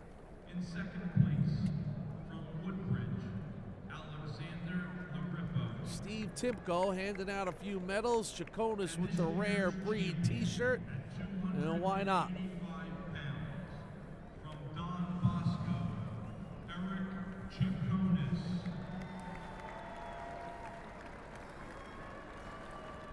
So our continued coverage here of the 2017 New Jersey Wrestling Finals. And you know, it's just amazing how many chapters each one of these matches has, because there was a time there it looked like Robert Howard was in control at 113, but Antonio Menino, in the end, maybe a little bit of that veteran quality that he has, he found a way. You know, every match has been, in their own right, has been exciting. But Menino, just to get that, you know, he's a junior. It was great to see him jump at his brother in his father's arms after that.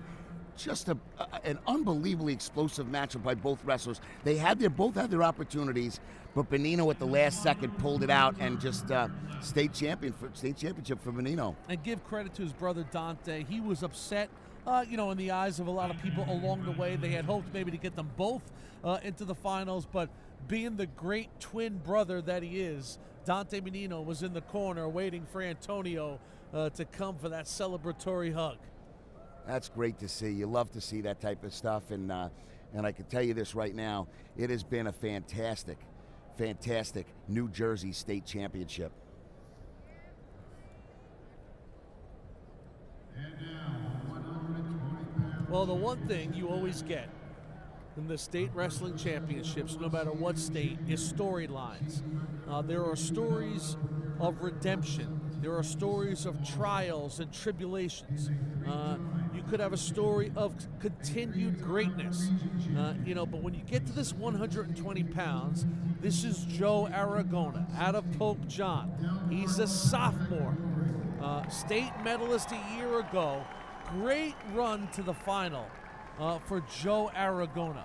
But when I talk about stories, here's a story. Pat Glory, the junior out of Del Barton, We saw Eric Chaconus defend his title. Well, Pat Glory came here as a freshman. He lost in the final. He came here as a sophomore. He lost in the final, an epic bout against Sebastian Rivera of Christian Brothers Academy, who's now at Northwestern. Well, in his junior year, Pat Glory, he's not only the #1 seed, Nick, but what he has done to get here.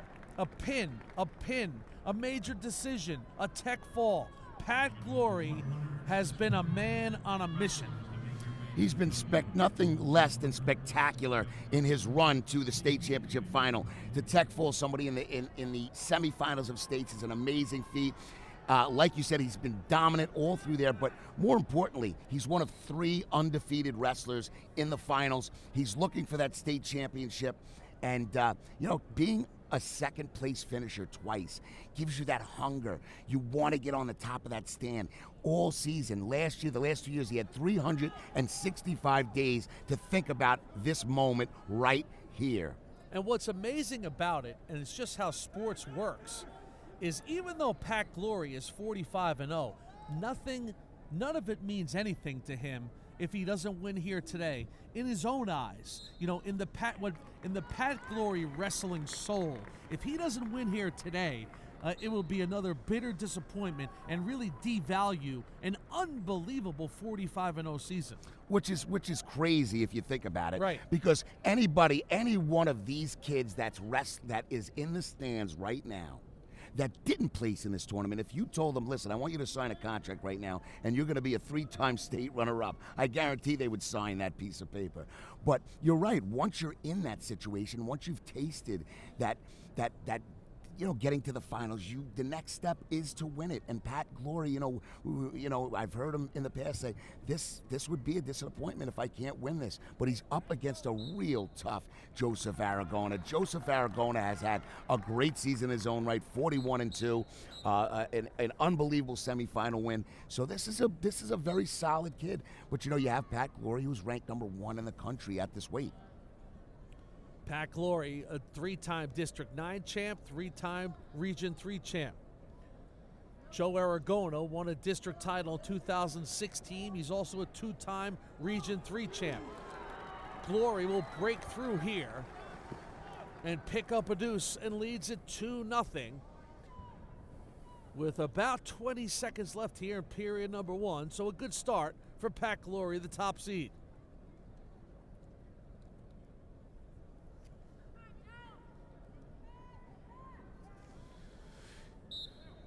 Can Del Barton come away with 2 state championships today?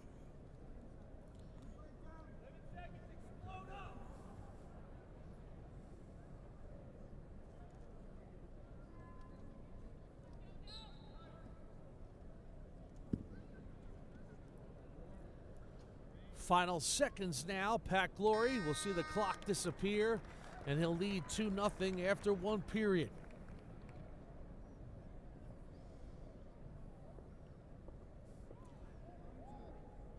Say what you want about national rankings. It's a very inexact science in many aspects, but Pat Glory ranked #1 in the USA in his weight class. There's a lot of wrestlers in New Jersey that are ranked in the nation because New Jersey is traditionally one of a nice little mat return there by Aragona, but traditionally New Jersey is one of those states that is looked upon in the country as one of the better states in wrestling. They're always in the top guys. They always have nationally ranked wrestlers, but Pat Glory's ranked #1. So yeah, even if, let's just say, some of these polls are, some of these rankings, I should say, are off a little bit. What is he, 1, 2, 3 in the country? That's pretty impressive, for Pat Glory.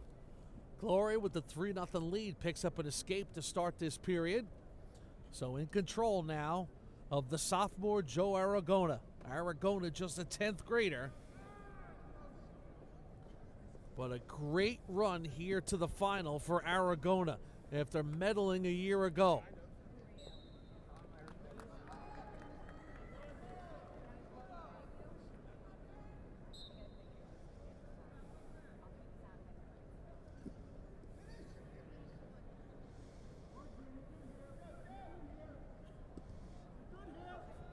This is a great experience. Being a sophomore, you know, Joseph Aragona really sets himself up for the next 2 years, no matter what happens tonight. And it's a great experience to wrestle, to be on the mat with a wrestler like Pat Glory is tremendous experience for a wrestler like Joseph Aragona. Just, you know, some people have to fly all over the country to wrestle the #1 guy. Well, guess what? Joseph Aragona's got a shot at him tonight in New Jersey in the state finals.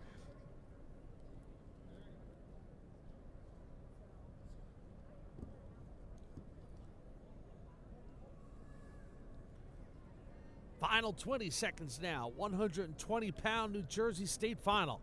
Pat Glory looking for the ever so rare undefeated season.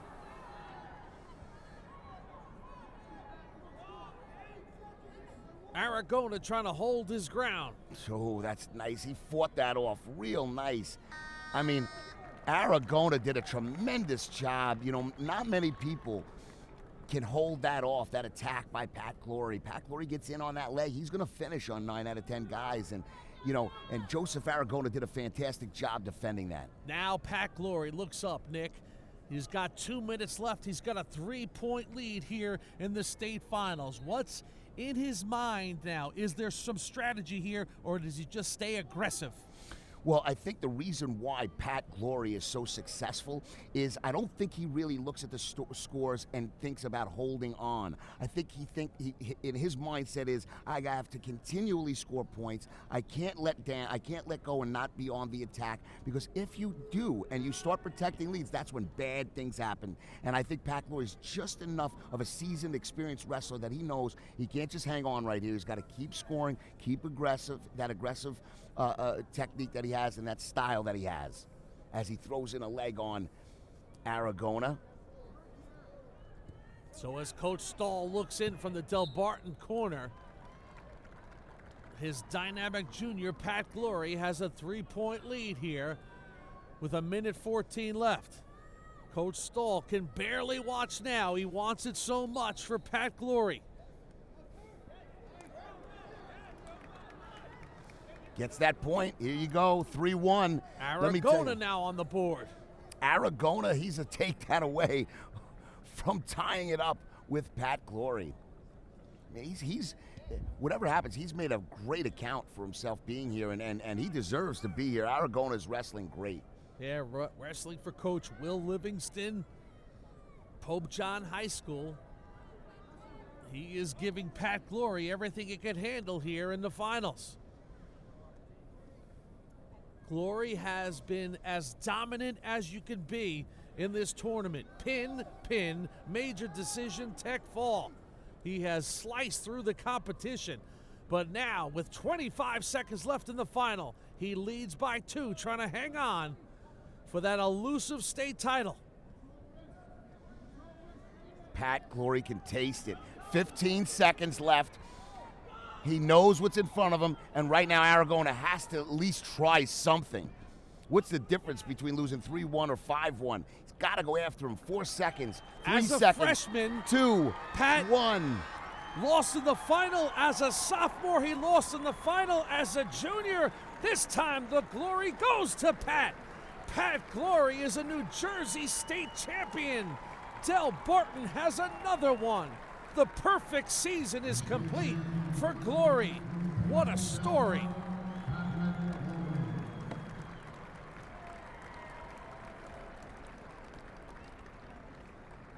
Very businesslike in victory for Pat Glory.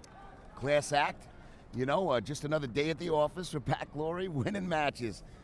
And finishes off an undefeated state championship season. Amazing season for Pat Glory. And he's got that monkey off his back. What a focus for Glory. He lost a tough match last year, and now the Glory family knows Pat has delivered in his final match of his junior season. So Del Barton with a state championship. I don't know if the Glories have a belt. I know the Chaconus family has a belt, and it's staying with Big E. Eric Chaconus, heavyweight champ again. He's with Amanda. Well, Eric, your senior year, you get the chance to defend your title. You do so, you get the pin. Is there a better way for you to go out? No, I mean, this way was such an emotional way. Probably, I couldn't even imagine of pinning the finals as my last high school wrestling match. So it's something special, and it's going to be something I never forget. You talk about the emotion. Was this sort of a bittersweet moment for you? Yeah, I mean, I can't wait for the future and what the future has in hold for me. So, I mean, it's my last high school match, but what a way to end it. Let's talk about the future and the future of this belt. The belt started in 2015 with your older brother. You've held on to this belt the last 2 years as the champ. What happens to the belt now? Now I'm going to give it to my little brother, Luke, and he's only a freshman, so we'll see if he could keep it in the family for a little bit longer. Eric, congratulations. Go hand off that belt. Thank you. Oh, you gotta love it. It's even inscribed Chaconus. Did you, Nick? Did you have a belt? I never had a belt. I never had a belt. Do you feel bad now that you never Yeah, had a I belt? kind of saw that. I was like, oh my goodness, I wish I had a belt. And it had his name engraved in it. It was beautiful. Anthony Clark, Del Barton. So Del Barton now. Pat Glory and Anthony Clark both win the title. And Clark standing on top of that podium as a state champion as a freshman. That's how you want to start your wrestling career in New Jersey. One in the books. But now, of course, the pressure, because for Anthony Clark, if he's to make it back here again, they will always reflect upon his freshman season when he won it all.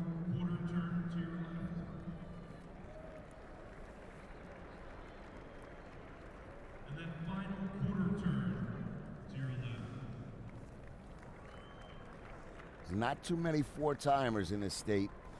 And at the very least, he has set himself up to possibly do that. But it's not easy to win year after year in this state. It's just an amazing wrestling pool of talent, and they're deep. That's what makes New Jersey such a great wrestling state, because they're deep. There's some states that have legitimate state champs that are really tough and really talented. But Jersey literally has, you look at the stand, and any one of those guys could win it on any given day.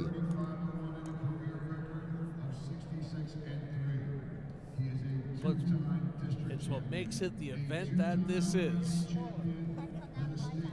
There are not many foregone conclusions when you get to the finals. So now we go to 126 pounds. Nick Ramo of Hanover Park. Ramo, a year ago, the state runner-up as a freshman. He lost to Brandon Cray of Steiner. Ramo has been awesome.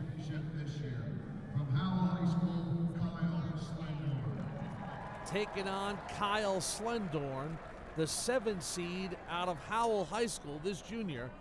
Hey, he earned his way here, beat the 2 seed Shane Metzler in the quarters out of West Morris. What a run to the finals for Slendorn. Slendorn has had an amazing tournament, and I actually I commentated his semifinal match yesterday, and it was pretty obvious right after the first couple of minutes of that match why Slendorn is such a tough wrestler and why he deserves to be here. But let me tell you, Nick Ramo was very special. Second in the state last year. He's very special. He has done a tremendous job at all the national tournaments and going around the country and putting the work in and putting the time in. So he's ready. He wants to get on top of that podium this year and get his first state title. Ooh. So Ramo quickly on top of Slendorn, and he'll bank a couple points just 15 seconds into this match. He'll give him a single on the way out the door, so it's 2-1. Well, you mentioned that semifinal for Kyle Slendorn. He beat Anthony Duca of Paulsboro. Slendorn only has 1 loss on the year. It was to Anthony Duca of Paulsboro in the first match of the season, 20-9. And he avenges that loss in the state semifinals. That had to feel good for Kyle and the Rebel Nation of Howell.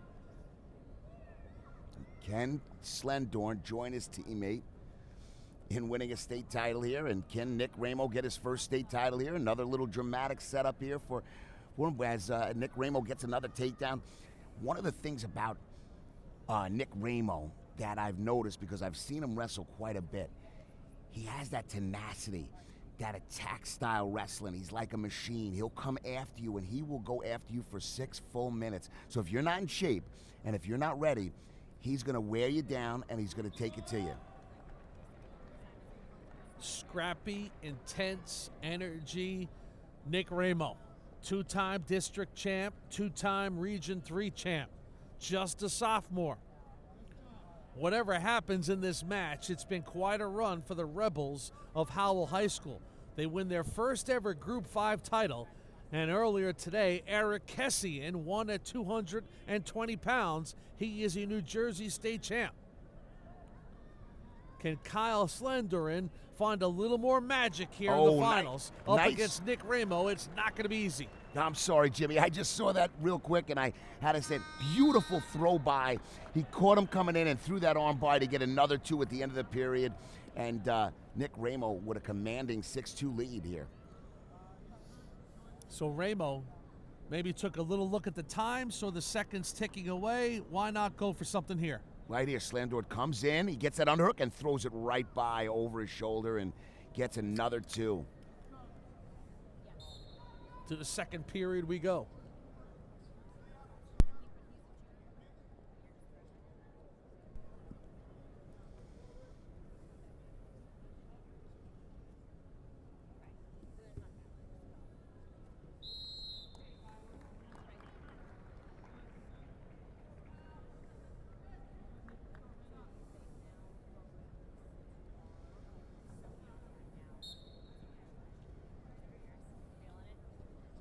Just underway here in the second period of this 126-pound matchup. You know, Nick has a brother, Luigi, that he works out with. Luigi has been doing an incredible job in his own right, and it's real good when you have a family, just like the Menino twins, guys that you could work out with, and the dad's real involved, and just a really good, solid wrestling family, the Ramos.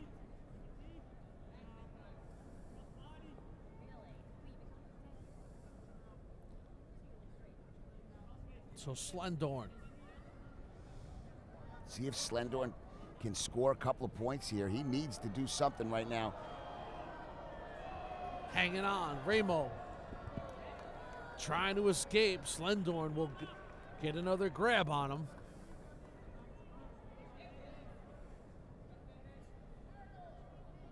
He is tough on top, Slendorn.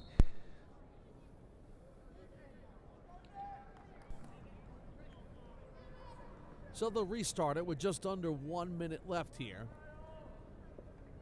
in the second period. Oh, look at Ramo go to work. Beautifully done. He'll pick up another pair there. So it is 8-2 for Nick Ramo.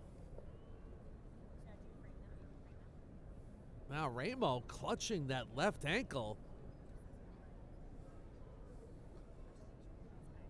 Moments after increasing his lead.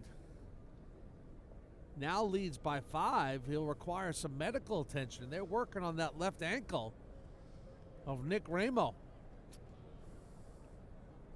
We're only in the second period now.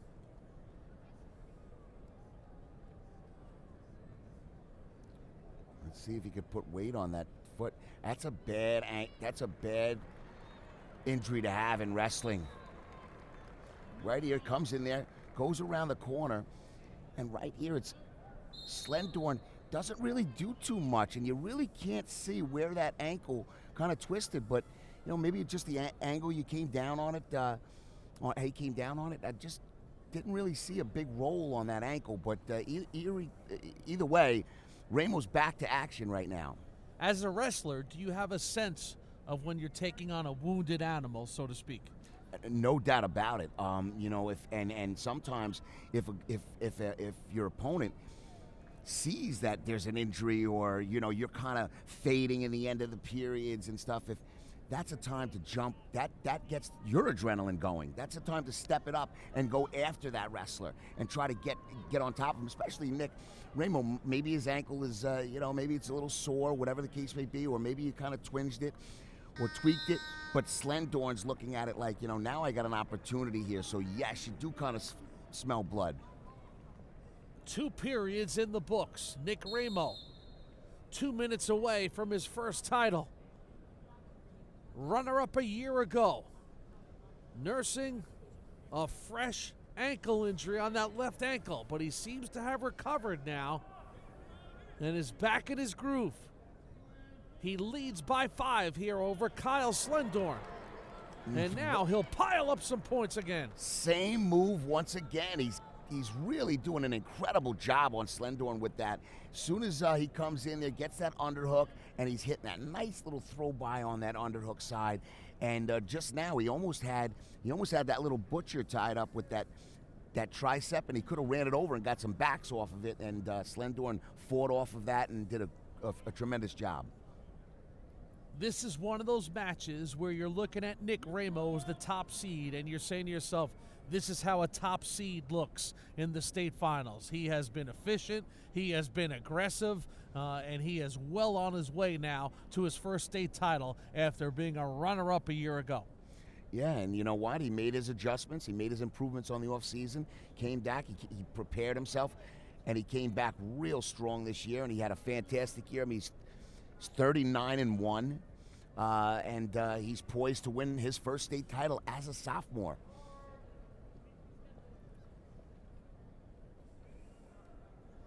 Final 30 seconds now for Nick Ramo.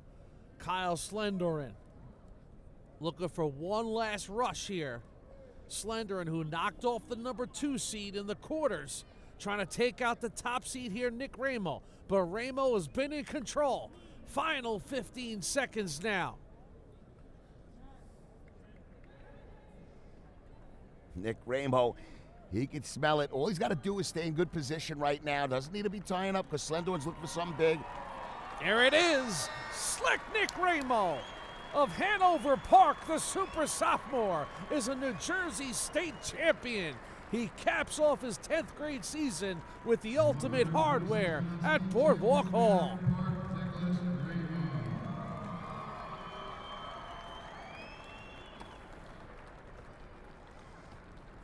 You love to see that. You know what? I always like to see the state champs run into their coaches' arms after a match, after a long season, because you know what? The coaches here in New Jersey do a tremendous job, Jimmy. They're in the trenches. They're sweating every day with those kids. They're going to the tournaments. They're putting the time in. So, you know, you just love to see that.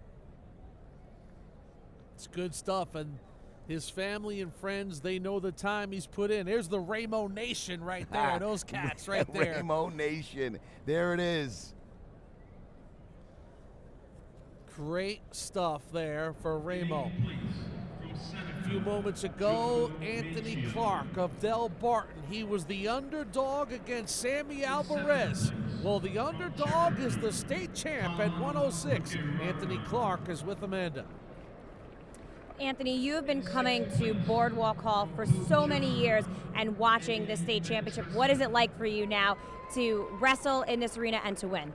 It's amazing. Coming here all my about 10 years, watching them, I always wanted to be on that mat, winning. I always dreamt of my celebration all the time, that match on how it went in my favor. And now it finally happened. I just can't even explain it. It's amazing. Now, to add to your story, you faced one of your closest friends, Sammy, in that final. What was that embrace like after the match? We definitely had a few words on the podium. He said, "No matter what, I love you, man." And I love him to death. He's one of my best friends. And even if we wrestle state finals, we wrestle in NCAA finals, I'm going to love that kid no matter what. When you're on the mat, friendship goes away, you wrestle your match. You're only a freshman, so the future is really bright for you. Are you already thinking ahead to your sophomore, junior, and well down the road your senior year wrestling? Definitely take it one step at a time. I'm going to take a little break, and then focus on freestyle. I had to do there, go to Fargo, and then when the season rolls around again, then I'll start thinking about that again. Anthony, I know you and Sammy are going to Florida in a few weeks, so enjoy that time with your friend, and make sure you pack some warm clothes. Nicely done, Amanda. With Anthony Clark, Tony Clark of Del Barton, the stud freshman, wins his first state title. And now we will move it along here to the 132-pound match of this 2017 NJSIAA Wrestling Championship. Boardwalk Hall, Atlantic City. Nick Arone, the former Syracuse All-American, the former high school state champion himself. And I mean, you look around this building today, you see young and old people that love the sport of wrestling, and they know this is the ultimate setting for high school wrestling, a state final. You know, when you're young and you go to your youth practices or you go to your junior or junior high wrestler, you look, and you're really a big wrestling fan and you're a kid that enjoys it a lot.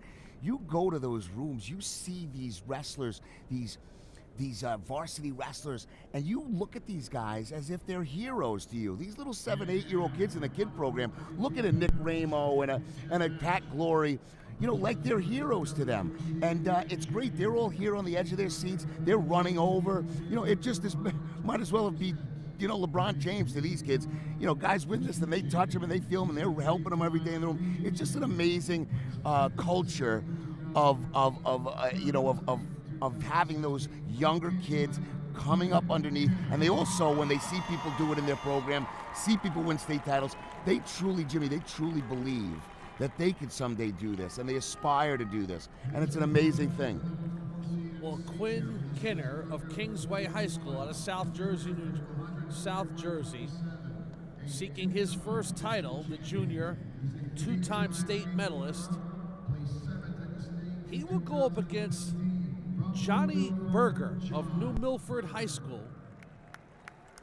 And if you think you haven't heard of a guy from New Milford coming to Boardwalk Hall, the last time New Milford High had a wrestler in the finals, it was Steve Ferretti. The year was 1966. 50 years since the Knights of New Milford have had a wrestler in the finals. But now John Berger, who upset the top seed in the semis, Gianni Giannone of Brick, and John Berger is in the finals here against Quinn Kinner, Kingsway High School. Berger in the white, Quinn in the black.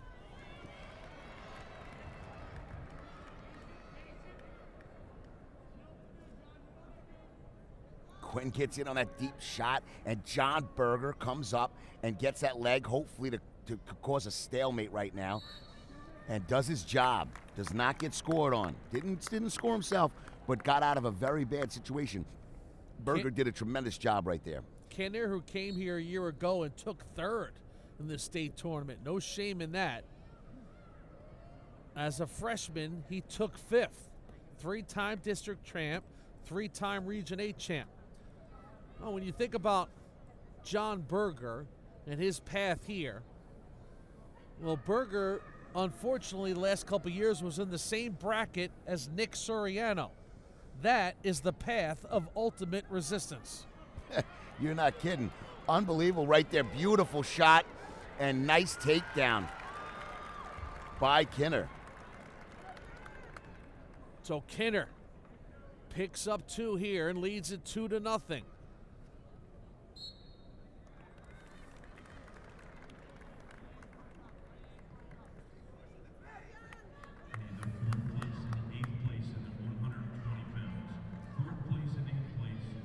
Quinn Kinner, 123-6, and he's only a junior. Oh, we could get some backs here. Kinner's working on some backs. Can he get it?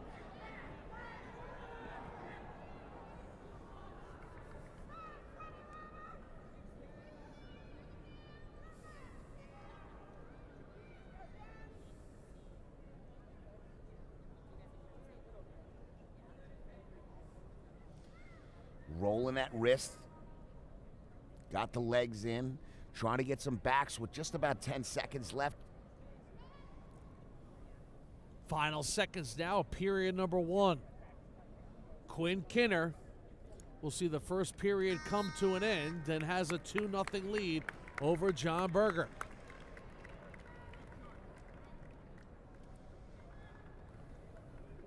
John Berger, who had never even won a region title, now finds himself at Boardwalk Hall on Super Sunday in the finals.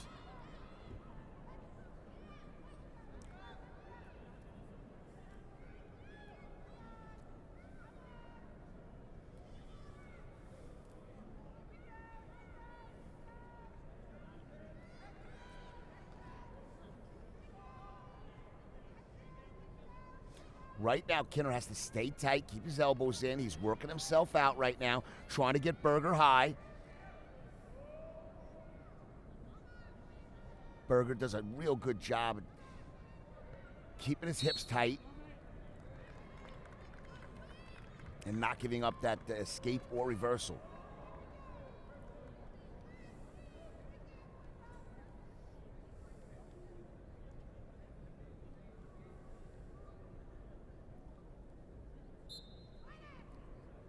So 132 now.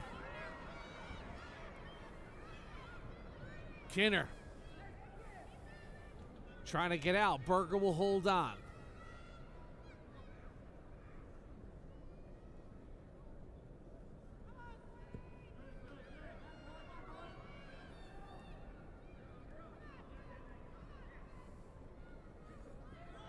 Quinn Kinner now to his feet. He'll go out of bounds and restart it.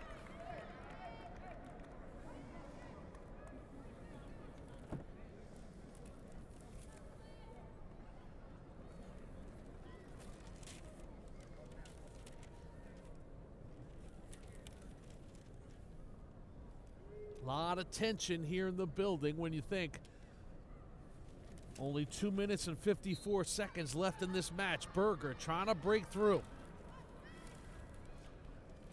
Berger's doing a fantastic job right here, even though he's not getting... Oh, just as I say that, Kinner explodes and gets a point. I was just about to say Berger's doing a good job. Maybe not getting some points here, but at least he's really keeping Kinner from getting a point, scoring another point on him, and maybe possibly going into the third period down 2-0 rather than 3, and Kinner comes right out and explodes out of there. Good job by Kinner. Lightning quickness by Kinner.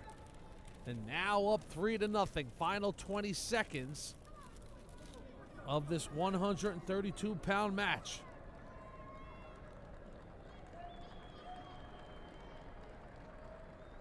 Final 10 seconds now.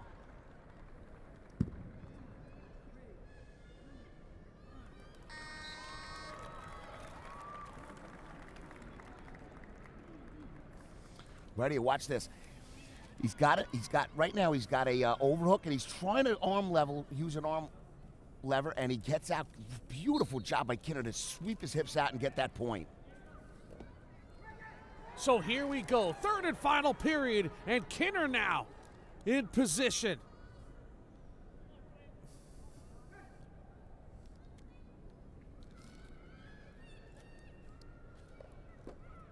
John Berger just trying to muster something up here to get something going. He trails by 3.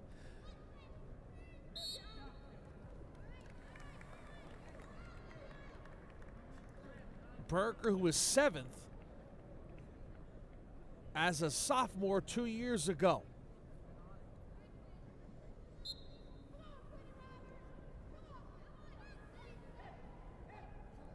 Kinner, the 2 seed. Kingsway High School. He's been a 2-time state medalist, which means he's in the top 8. Top 8 in college gets you an All-American status. In high school, just gets you a little hype. But now he's trying to cap it off with a state title.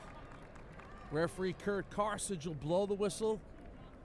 Officials have been rock solid, a decorated bunch of guys overseeing these 2017 championships. I have to tell you, these referees have done a tremendous job throughout the tournament, and they're some of the best in the country. Right now, Kinner's trying to get some back points. Nice job by Kinner to pick up another 2. So Kinner now in position, leads 5-0, under 1 minute left.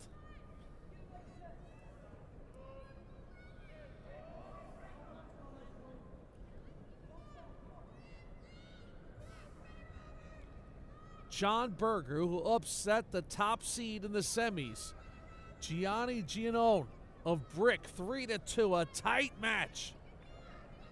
Made his way to the finals, but he finds himself up against Quinn Kinner, the junior out of Kingsway. Kinner, decorated wrestler, with one thing missing, a state title. 10 seconds. So now the Quinn Nation can feel it. Couple of Let's Go Quins coming out of the stands.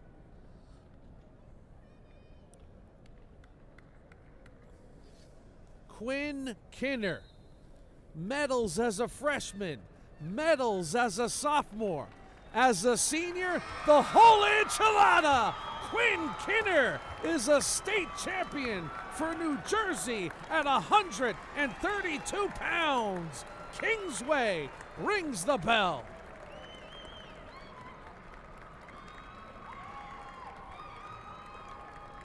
The 132-pound state champion from Kingsway, Quinn Kinner. He was efficient, he was strong, he was quick, and in the end, he was just too much for the competition.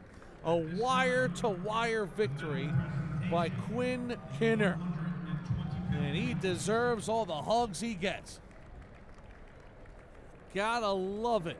A few moments ago, the top seed looked like the top seed at 113. The twins of Menino, Antonio, is a state champ. He's with Amanda. Antonio, I know yesterday was a really emotional day for you and for your family. This whole weekend ends with you taking home a title. I know you were able to share that moment with your brother at the end. Yeah, absolutely. He's my third coach in the corner. He's always been there for me. I thank God for him. I thank God for helping me get this far. I love my brother to death. He's always there for me, and I had to get it back from him. I'd love to go 2 for 2 in the finals, me and him, but I had to get something for us. Did he say anything to you either before your match or especially after the match that really motivated you?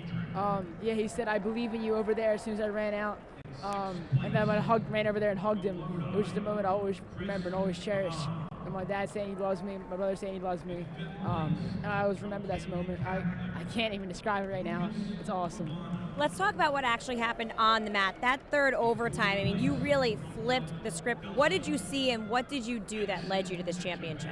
I just had to keep moving off the bottom. I knew I was down 2-1. I thought I could ride him out in that 32nd before, but he slipped out.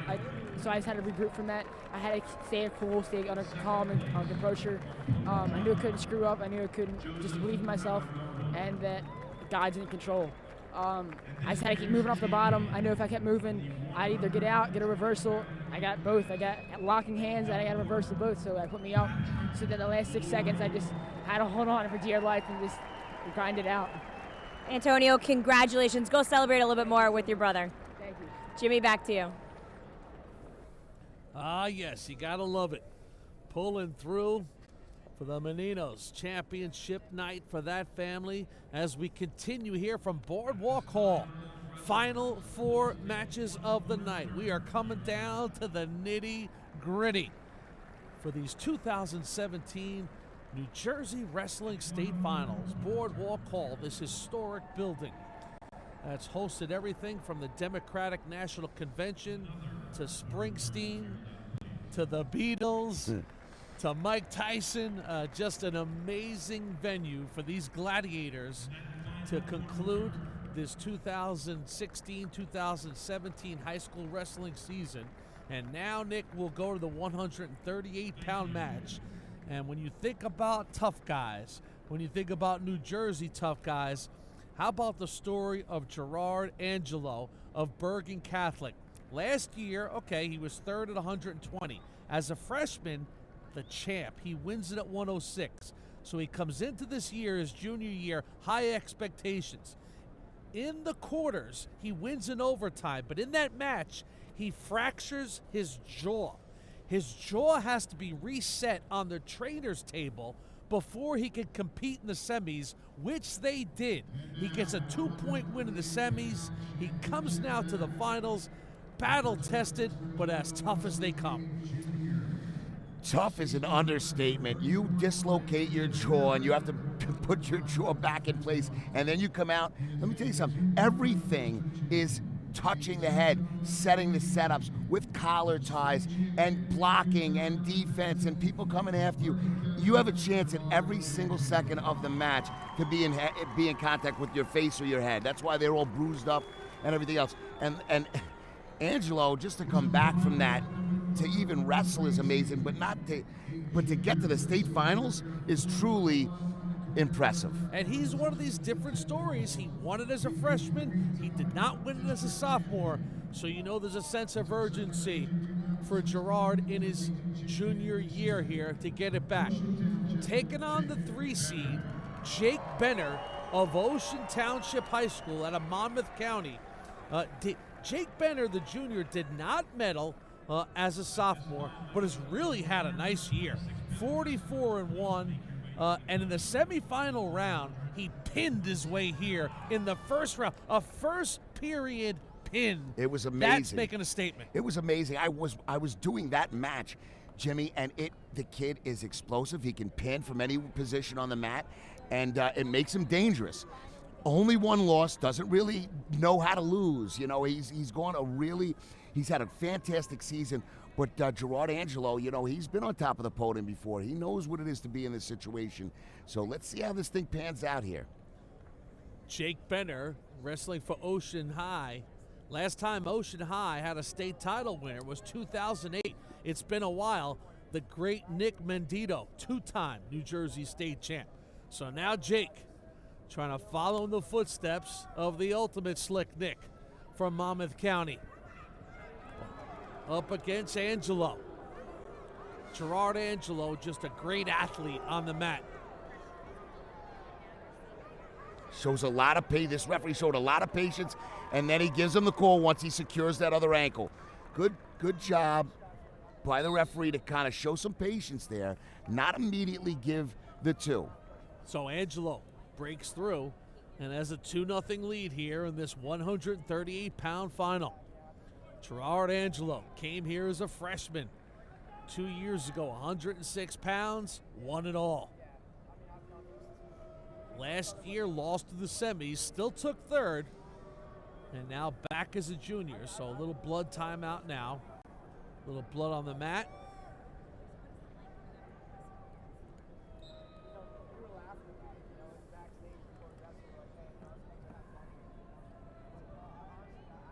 Ooh. Just a face plant into the mat there. And, you know, when you have Angelo. a dislocated jaw, you know, that might jar it a little bit. So, you know, Angelo trying to go through that cross wrist, roll through tilt, can't get it. Benner knew it was coming. Defended very, very well. It's not often you get to the offseason and you're looking to give your face a rest. Yeah, no, my goodness. Only in wrestling, yeah, right? Maybe an ankle, a shoulder, a knee, you know, you're banged up a little bit. But very rarely do you say, you know what, I have to give my jaw a rest. Right here, he's going the easy way with that cross wrist tilt. And he gets 2. Super efficient Gerard Angelo. Well, now leads it 4-0.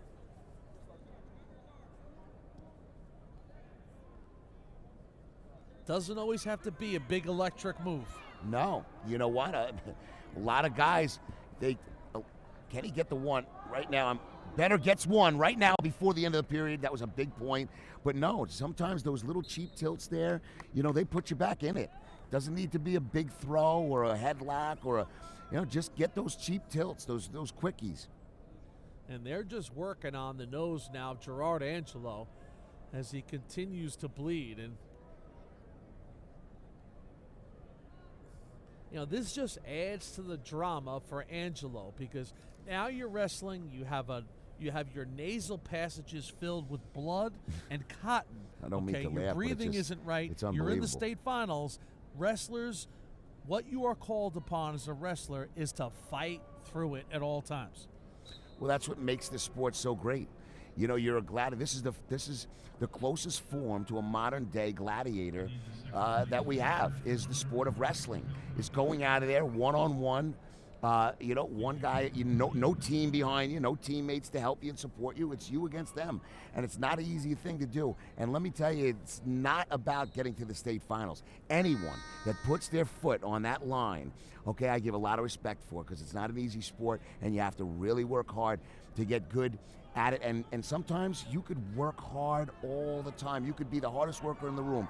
You could set good goals for yourself. You can do everything right and still not get to this point to be a state runner-up or a state champion. So you know what? It takes a lot of discipline, a lot of dedication, and I give a lot of credit to all these boys out there competing today. Hey, in football, you go to the sidelines for a couple plays. In basketball, you sit on the bench for a minute and regroup. In baseball, you always have in between innings. In lacrosse, you can come off the field. Nowhere to run, nowhere to hide in the sport of wrestling. You're not kidding. That's the old adage, nowhere to run, nowhere to hide. Just me and you. One-on-one, and that's what I loved about the sport. I loved about the sport because my destiny was in my own hands. As Angelo gets a nice shot, gets another two, sucked him back in, was almost out of bounds, sucked him back in and got that 2 points. Great job by Angelo. Just when Benner had cut the lead in half to 4-2, Angelo strikes again now and ups his lead to 4 points.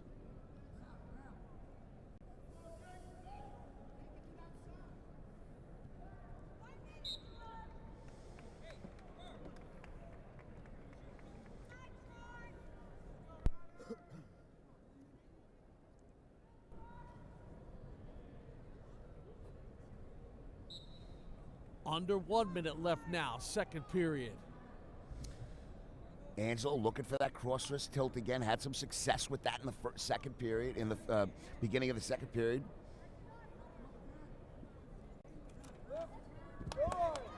Nice mat return.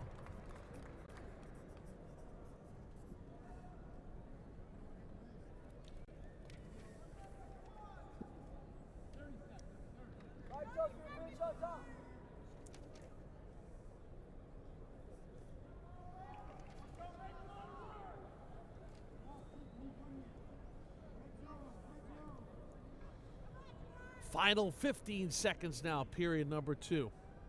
Be nice for Benner to get one here towards the end of the period.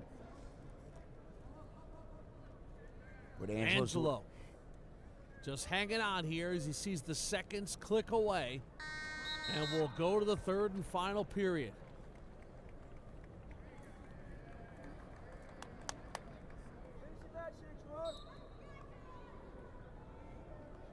Bergen Catholic has had such a storied history, a lot of tradition there. They got 3 guys in the finals here this year, with Howard, Angelo, and Griffith, and they continually produce. Their program is just continually produces top-notch wrestlers year after year after year. Do a tremendous job. 4 champions a year ago, and still to come. Oh! This could be big. I told you Benner has it in him. He can score and he can be explosive from any position. This is big. A lot of time left. Jake Benner in position. Look at this. Jake Benner trying to finish off. Angelo. Jake Benner out of nowhere.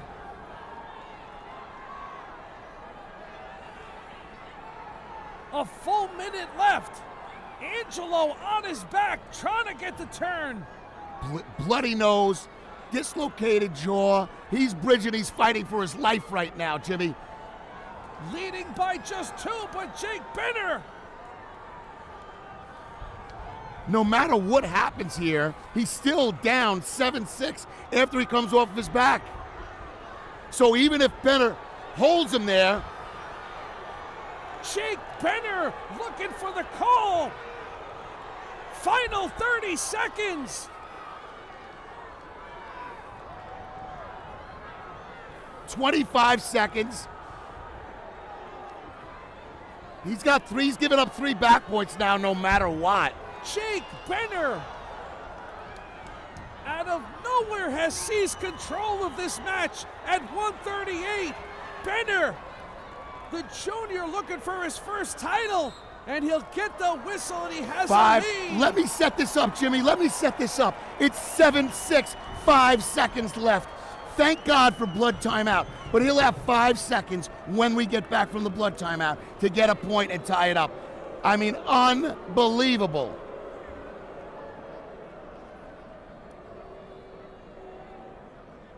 Angelo was seemingly cruising along up 6-2. Enter Jake Benner. It's what makes the sport great.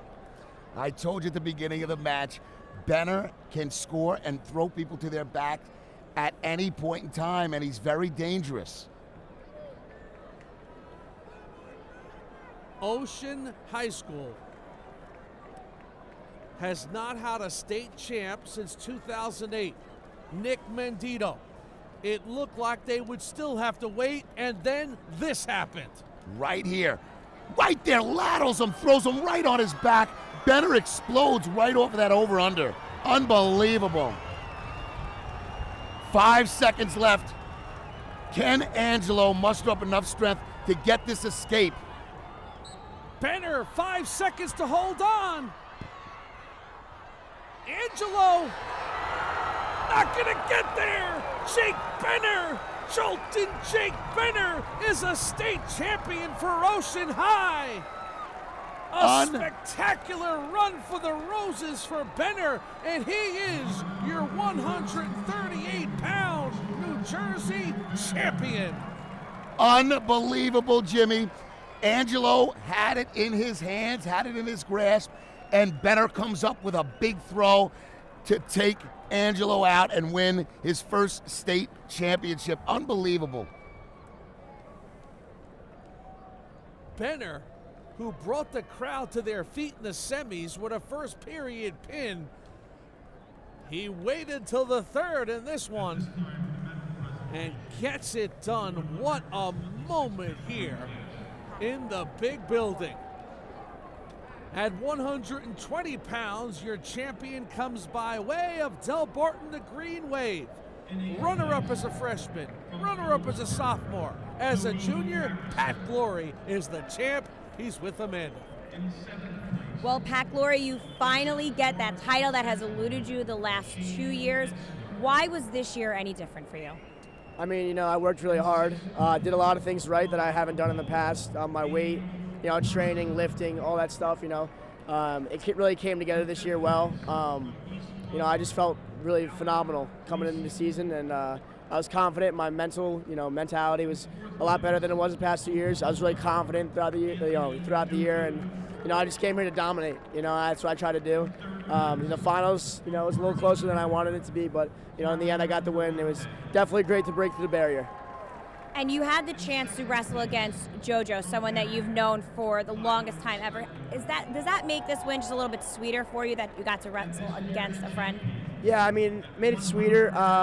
But then again, I gave him a lot of props for coming out there and competing. A lot of kids could have came out here and got taken in by the moment and just laid down. He came out there, he fought hard. And, it just makes it that much better, to see an opponent who I've known my whole life, to go out there and compete with him, it was just, surreal, really surreal. Pat, you finally get the monkey off your back. You win back. You win a state title. You have your senior year ahead. Do you feel that the pressure is off of you now? A lot of weight's off my shoulders. Now I feel like I can just go out there and just, do my own thing, without having any pressure on me. Getting a state title. I've actually never won a state title, even in middle school. So this is the first one. I'm taking second in 5 state finals, and this is my first state championship ever. So, it's definitely great, obviously, to get the monkey off my back. It's going to let me, compete at a very, very high level in the next year. Pat, thanks so much. Congratulations. Jimmy, back to you. You feel great for Pat Glory. We continue here from Boardwalk Hall. 145 is next. And back we are here on News 12 Varsity for these 2017 New Jersey Wrestling Championships. The place still buzzing from Jake Benner at 138. But now we go to 145 and Lenape Valley's Nick Palumbo. Third last year, trying to do something that's never happened before for Lenape Valley. Get their first ever state champ. Taking on Ricky Cabanillas out of DePaul, the Spartans, the sophomore who went from backup a year ago to now Nick Garone in the state finals. That is a climb. No doubt about it. Catabanius and Palumbo, you know, I mean, listen, Catabanius 37-9 record. You know, it really doesn't matter, does it? Those 9 losses don't really matter right now. He's in the state finals. I mean, nobody's going to worry about those 9 matches if he wins a state title here. But Nick Palumbo, he's an undefeated wrestler. He'll, like you had mentioned, Lenape Valley has never had a state champ. This is history making. He's only a sophomore. He could be a 3-timer, but just to get to this point is just amazing. Not only for Nick Palumbo and his family, which is an amazing thing, but it's history. It's something that will go in the record books, you know, forever at Lenape Valley. No doubt about it. And for Ricky Cabanillas, who started his career at Bergen Catholic, and I had some dialogue with BC coach Dave Bell. He said, Ricky is a tough, talented kid.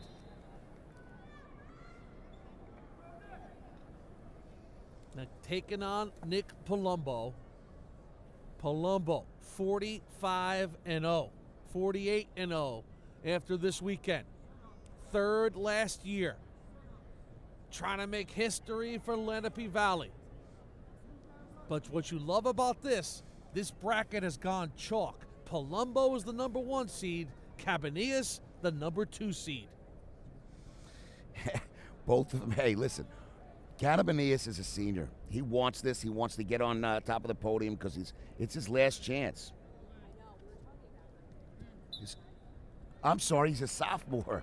He's a sophomore.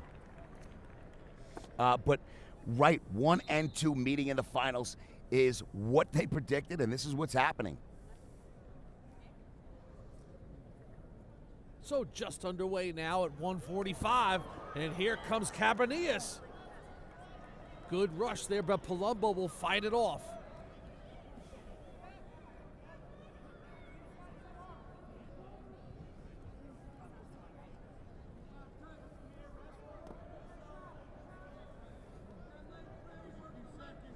Right now, Palumbo in a nice position right here to finish this and get some points.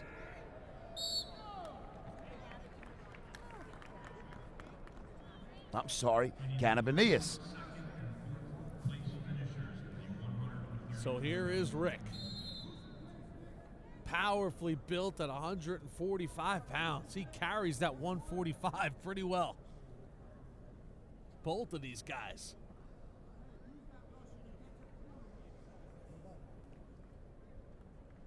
Final 25 seconds now of this first period. A little bit of the feeling out process between these two guys. Palumbo going for that Russian tie-up. Cabanillas backs on out of that, circles out of that.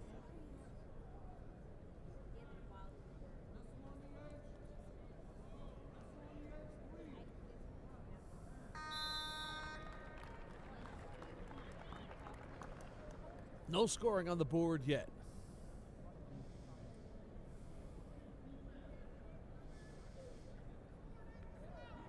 So Ricky now will start out on top.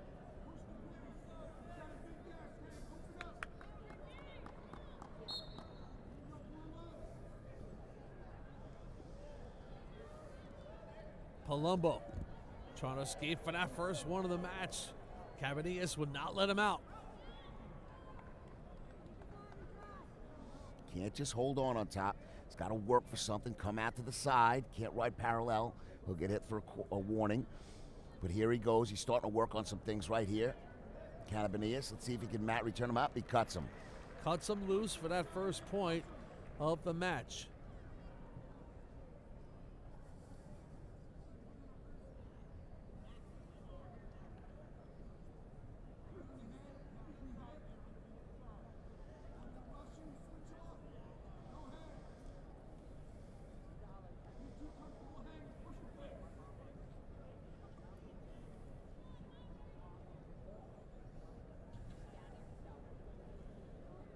Final minute now of this second period.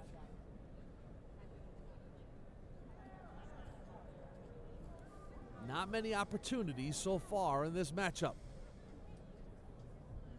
Trying to score off that Russian. Oh, if they had a little more room, that might have been a 2 for Palumbo.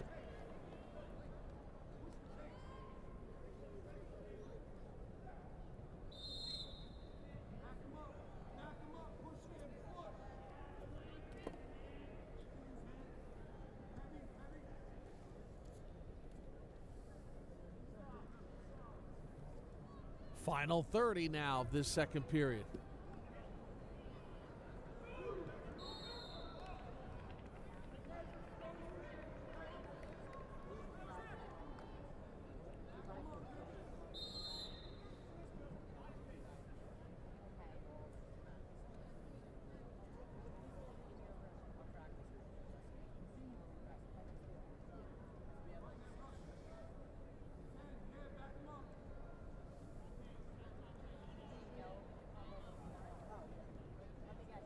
Oh, he at gave this. him the 2 right on the edge. On the edge, on his way out the door, Palumbo picks up a pair and now leads it 3-0 with only 2 seconds left in the period.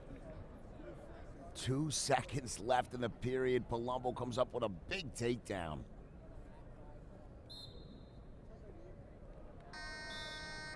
So here we go, third and final period. 2 minutes left. Plenty of time, only down 3 for Ricky Cabanillas. From the Spartans of DePaul, Wayne, New Jersey. And he'll get a single now, he's on the board. Nick Palumbo.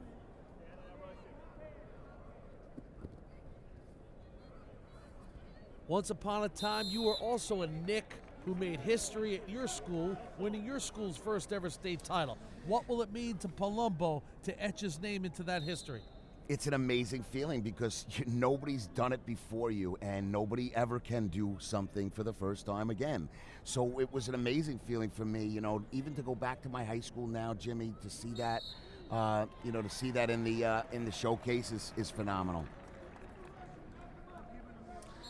Patchogue Medford High School in Long Island, New York, Suffolk County, New York.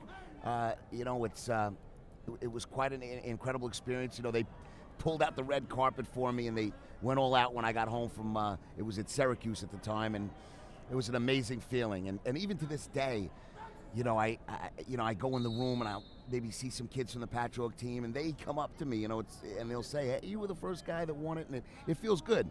No doubt. Pat Med. 1 minute left here. 1 minute away from history for Palumbo. 3-1 right now.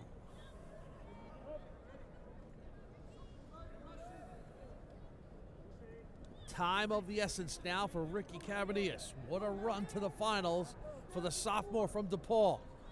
Well, the senior, the top seed, Nick Palumbo, trying to finish out his Lenape Valley career in style, undefeated and a state champ.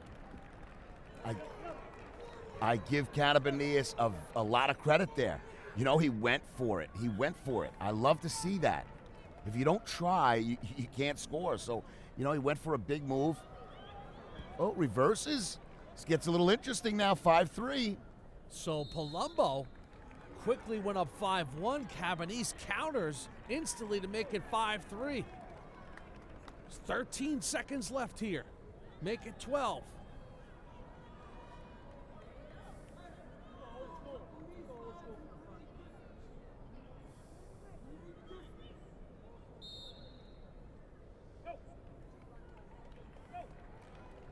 Nick Palumbo, final seconds.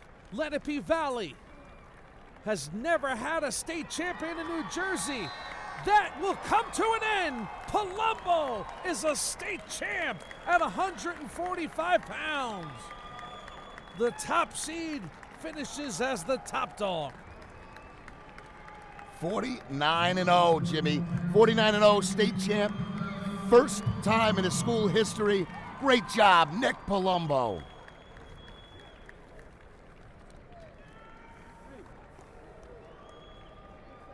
What a moment for Palumbo. He puts Lenape Valley Wrestling on the ultimate map. State champ, his parents love it, his coaches love it, everybody's loving it. Lenape Valley wins the title, and of course, at 126 pounds, we saw another top seed win it. Nick Remo, the super sophomore out of Hanover Park, runner-up last year, state champ this year. He's with Amanda. Well, Nick, last year you came up just short, losing to two-time defending champ Brandon Craig. What did you learn in that loss last year that propelled you to a state championship this year? I mean, I left last year with a sick feeling in my stomach, and I knew I never wanted to feel that again, and I wanted to come in here and win a state title for myself. You were so aggressive all weekend long, finally, finishing with the state title. What was your mentality for this weekend? I wanted to come in here and I wanted to dominate every single one of my matches and leave no doubt and get a state title. You're only a sophomore. You're still so young with one title under your belt. What's next for you? I want to get 2 more state titles and tie my head coach, James LaValle. Very good. Congratulations, Nick. Wonderfully done. Great stories all around. And we continue to write great stories here on a night in Atlantic City. Super Sunday, Boardwalk Hall.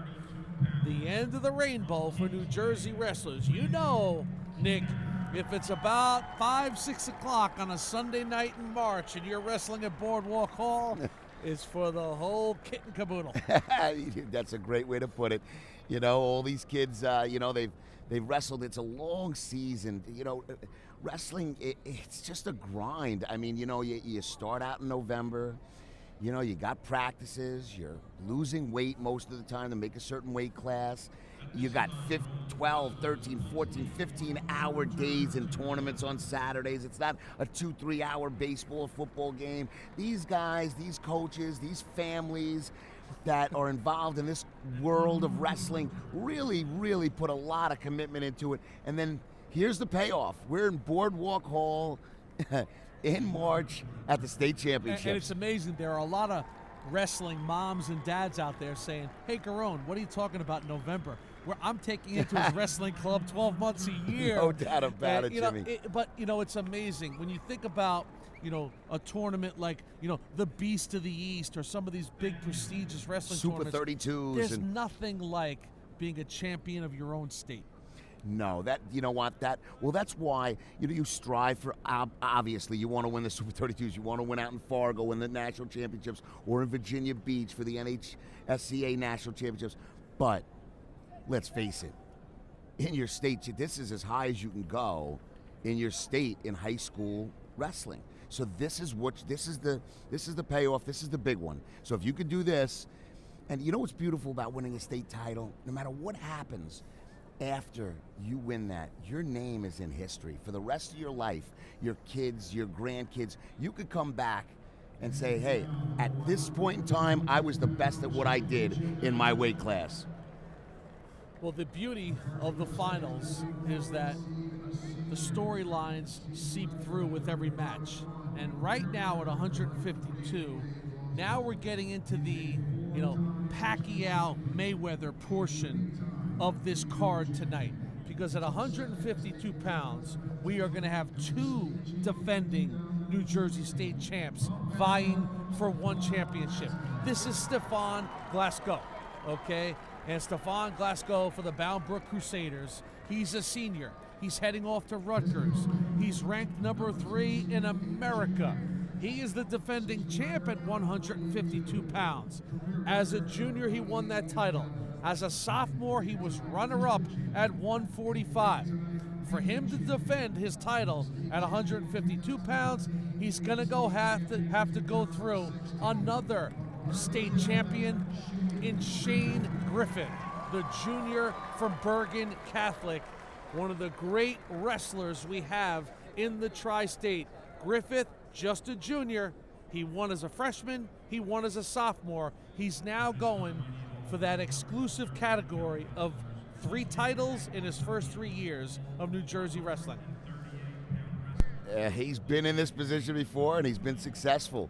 But Stephen Glasgow is a very rare find, very rare talent. I watched him. When you talk about Stefan and the explosiveness that he has, it's really amazing. And what Griffith's style is completely different. Griffith's style, he wants to slow the match down. He wants to almost lull you to sleep, grind out some takedowns, get some points. You just nibble away and get into you. Stefan Glasgow is a guy that wants to score big, is explosive, and wants to put big numbers on the board. So it's a really contrast of styles right here, but both of them are very, very talented and very good at what they do. I'm excited. All day we've been speaking about this. State champ versus state champ. Arguably the most anticipated match And of these here we state go. finals. Shane Griffith against Stefan Glasgow. Griffith in his Bergen Catholic yellow taking on Glasgow in his Bound Brook black.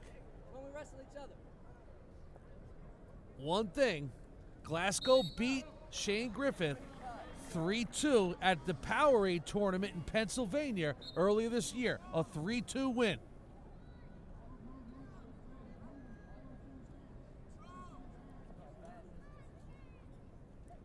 So Glasgow, knowing he's beaten him once already in the circuit, not in the high school season, at the Powerade tournament in Pennsylvania, a very slim 3-2 victory. It has to have a little bit of mental advantage for Stefan. It does help him. It gives him an opportunity, but also Griffith, he might be able to make adjustments as well and say, okay, in that match, this is what I did wrong. I was able not just to watch him. Let me tell you, watching film and actually touching someone and wrestling with them is completely different. You could watch film and you could say, oh, this guy's got a great single leg, he's got a great double leg. But perfect example of this is Jordan Burroughs, okay, Olympic champion.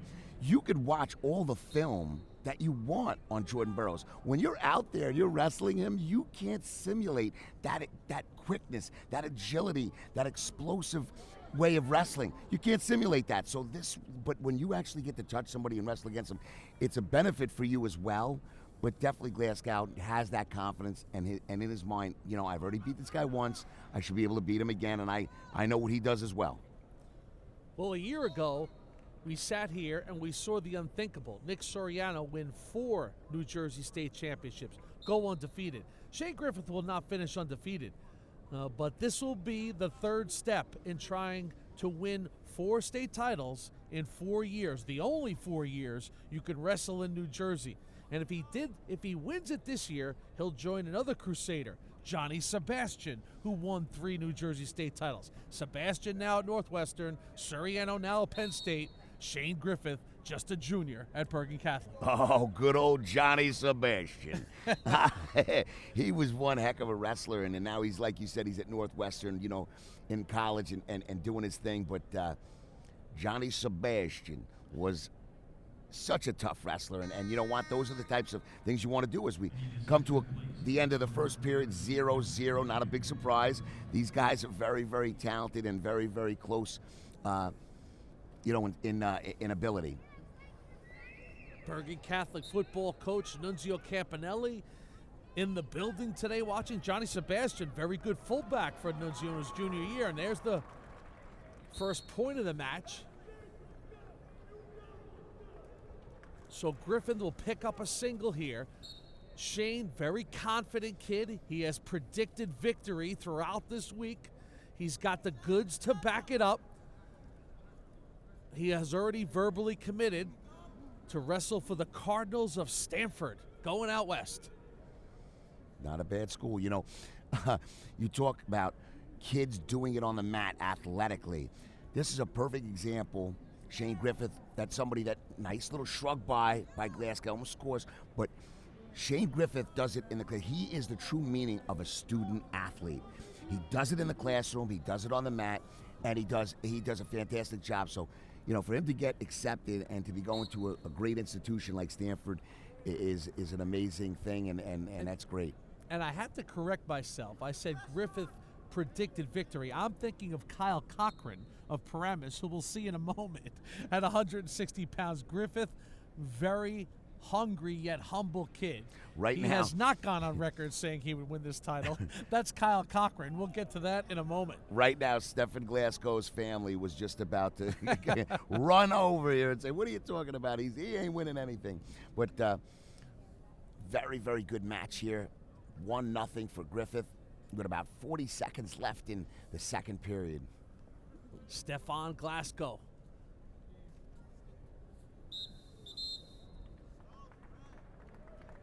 This is a heavy hitter's ball right now. Both of these young men came here a year ago. Both of them left as state champions, trying to defend the honor of being called a New Jersey State champ again. Shane Griffith for Bergen Catholic, Stefan Glasgow for the Crusaders of Bergen Catholic. So in essence, it's Crusaders versus Crusaders. BC Crusaders, Bound Brook Crusaders.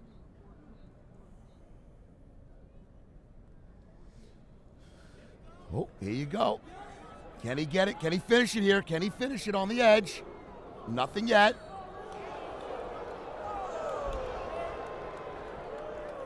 I believe what they saw there, and I wasn't over in that area, but we have the best camera guys in the business.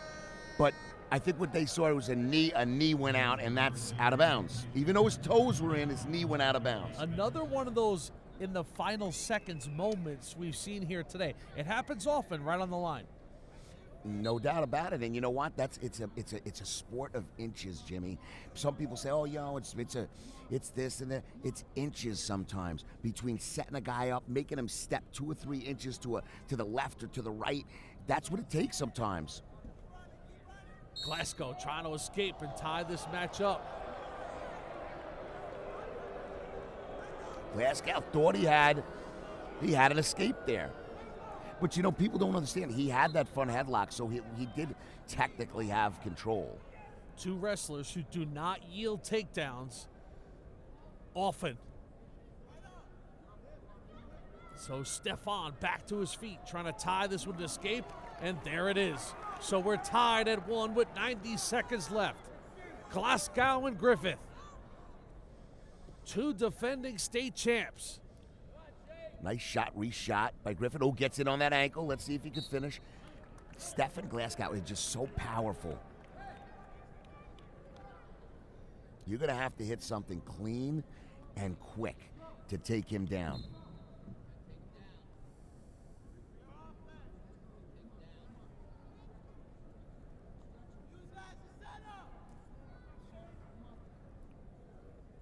Final minute now of this 152-pound battle royale. State champ versus state champ. Two state champs on the mat. Only one will leave with the hardware. Oh, Glasgow slipped on the way in and almost lost it. But now, wait a second. Now he got back to the leg. And let's see if he can finish. Stefan Glasgow trying to pull Griffin back in. Griffith trying to hang on. Oh. And Stefan Glasgow will get the deuce right there, keeping his toes in. Wow. So Shane Griffith now trails in the match. Wow. And the reason why he got that was at the last second, Jimmy. He reached across and grabbed that ankle. You get those two ankles and the other guy's out of bounds, you're in bounds. That's two. Glasgow will let him go. It's a 1-point lead for Stefan. Shane Griffith now in desperation mode. Final 15 seconds. Griffith.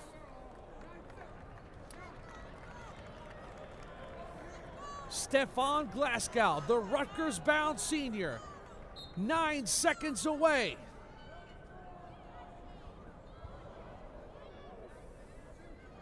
Stefan Glasgow will go to Rutgers as a 2-time defending champ after 1 second. Still 1 second on the clock. Stefan is your state champion again. Solid, nice backflip. Stefan Glasgow caps it off with a backflip. Great job. Great athlete, and wish him well going to Rutgers next year. 2-time state champion. He got busy and he got the title. Stefan Glasgow, back-to-back as a New Jersey state champ, ends his career for Bound Brook in Crusader style. Gotta love it here at Boardwalk Hall. Great images.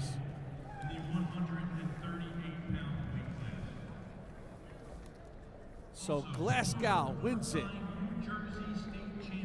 at 152. Your winner at 132 pounds, the junior for Kingsway High School, Quinn with the win. Winner gets the first title for Kingsway on his Well, resume. Quinn, as He's a with kid, an you would come here all the time, every year. Not to watch, though. You were a runner bringing all the bout paperwork to the mat. While you were watching all those older guys wrestle, did you ever think, that's going to be me one day and I'm going to be a state champion? Yeah, absolutely. As a little kid, you come here and you obviously take the bouts to the mat. It's a lot of fun. Your uncle runs the tournament, but you wrestle and you dream of winning a state championship every single day and every night. And so just it coming true, it's the best feeling in the world. Your freshman and sophomore year, you fell short in the semifinals, so you kind of dubbed it the semifinal slump. The slump is finally over. How do you feel? Feel amazing. Feels like it's been forever. The 2 losses, I didn't really get upset after them, but they hit hard. Not really upset, but motivational-wise, you want to push past that semifinals. You want to get to the finals in front of everybody, wrestle in the big match. Everybody wants to be there, and the fact that it finally happened, it feels amazing. So you get the victory that's eluded you the last 2 years. What did you learn about yourself in this championship bout that is going to help you next year? Just that I can hang with anybody.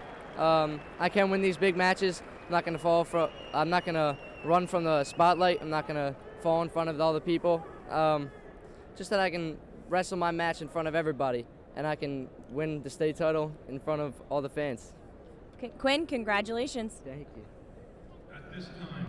Great stuff, great stuff. As we continue on to the final bout of the night, hope you are enjoying our live images here from Boardwalk Hall, Atlantic City, New Jersey. You could, of course, watch a replay of this event anytime on News12Varsity.com. The 2017 New Jersey Wrestling Championships will live on News12Varsity.com. You can watch it as many times as you want. You sure can. And, you know, I mentioned this earlier on, but I just want to say it again. It's you know, we commentate the matches and we tell people what they're watching and so on and so forth and the results. And what, you know, just our crew is amazing. Our crew, the guys in the background and the guys on the camera and, you know, and the producers and everybody involved just do a great job. And, you know, just with the replays and everything that they do during the course of an event like this and a telecast is amazing. And I just want to, you know, say thanks to them as well. I've said it before, as we come down here to Atlantic City, the News 12 Varsity crew, we're in the business of images, and the wrestling championships provide some great images. Obviously the action on the mat, but then there's the amazing runs to the stands, the hugs from the parents, you know, just all the congratulatory moments from the coaching staffs to the kids, from their teammates to their family, because it's such a journey to get here to this legendary historic building, Boardwalk Hall. Sure, the crowd thins out as we go into the wee hours of Sunday night, but this is an event on a weekend in New Jersey where you have upwards of 10 to 15,000 people come down here to watch these wrestling championships. This magical climb that these kids make to Super Sunday. And it's come down to one final bout of the night. And, you know, they always set these bouts up to make the last couple bouts the main events. Well, right? I was just going to say that. That was the co-feature or the co-main event, and this is the main event. And I've been in this building for a lot of boxing events, and this was the build-up. Makai Lewis versus Kyle Cochran. Makai Lewis, a defending state champ out of Bound Brook High School. He's going off to Virginia Tech. He is undefeated at 45-0. There is Makai Lewis in his Bound Brook, and here comes the confident kid, Kyle Cochran, out of Paramus, New Jersey. Kyle Cochran, who really shocked the building last year with a late move on Kyle Beerdumpful from Don Bosco in the final seconds to claim his first title. Last year, Kyle Cochran was a surprise. He's no surprise this year. No, people know who Kyle Cochran is now, that's for sure. But he's up against an undefeated Makai Lewis, one of the best wrestlers in the state. A senior Makai Lewis, a senior in Kyle Cochran. Cochran is bound for Maryland to wrestle for the Terps. Lewis, the Hokies of Virginia Tech. Champ versus champ. Cochran's only lost at the Beast of the East. Here's a quick pair on the board from Makai Lewis. Even though he lost at Beast of the East, he won the Super 32, did Kyle Cochran. Very decorated resume. These two guys have combined for 88 victories up against only one loss. That lost at the Beast of the East for Cochran. Let me tell you, if you win the Super 32s, you are a stud. That is basically the preseason national championships. That's where a lot of these rankings come from. What did you do with the Super 32s? For Cochran to win that, that's extremely impressive. Kyle Cochran was reflecting on wrestling Makai Lewis. He said, "We have wrestled before. It was in the 3rd grade, and he beat me."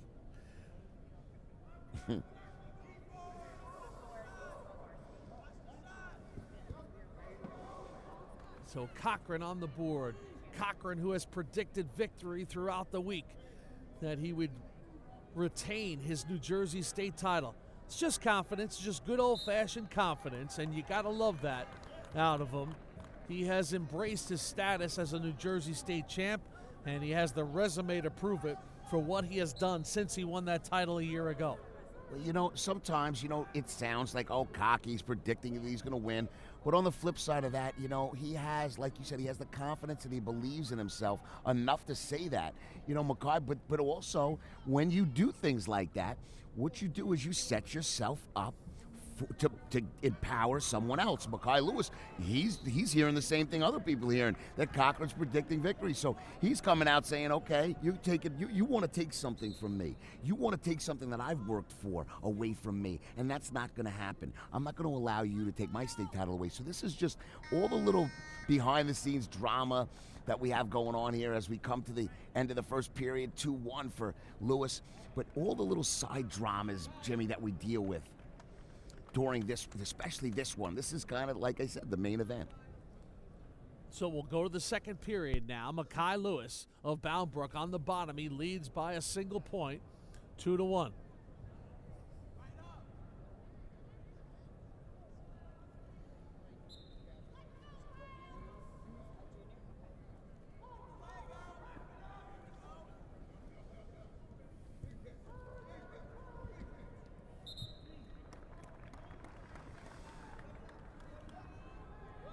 Lewis stays in good position. Watch off the whistle how he tries to beat, with his elbows to his hips, tries to beat or prevent Kyle Cochran from getting underneath those arms.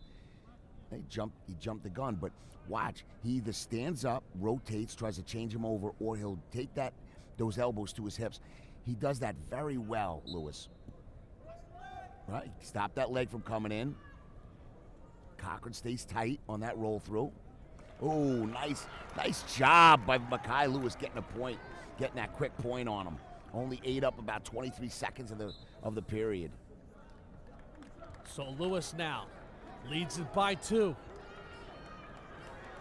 And you can see now a little emotion creeping into this match. Final match of the 2017 New Jersey wrestling season. 2 defending New Jersey State champs. Both of these young men in their final wrestling matches of their careers. 2 seniors leaving it all on the mat here.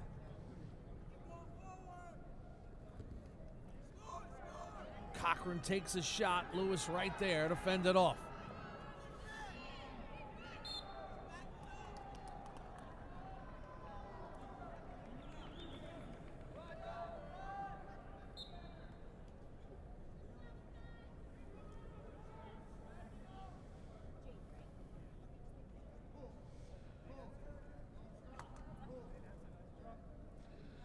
.50 seconds left in the second period. Cochran could use a big takedown here because he's going to go down in the third period, most likely.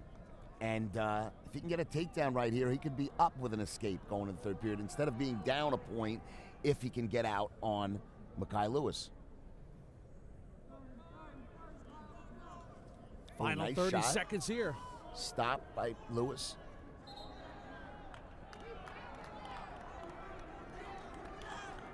Lewis is extremely confident. He looks confident when he walks back to the center of the mat. Makai Lewis trying to make it back-to-back for the Crusaders of Bound Brook here at the finish line of the state finals. Final 10 seconds now.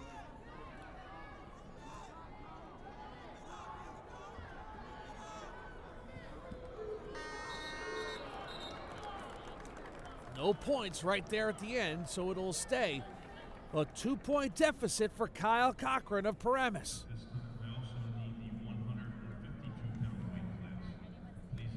A year ago, Kyle Cochran basically won a state title at about the 5-minute, 55-second mark of his match with Kyle Beer-Dumpler of Don Bosco.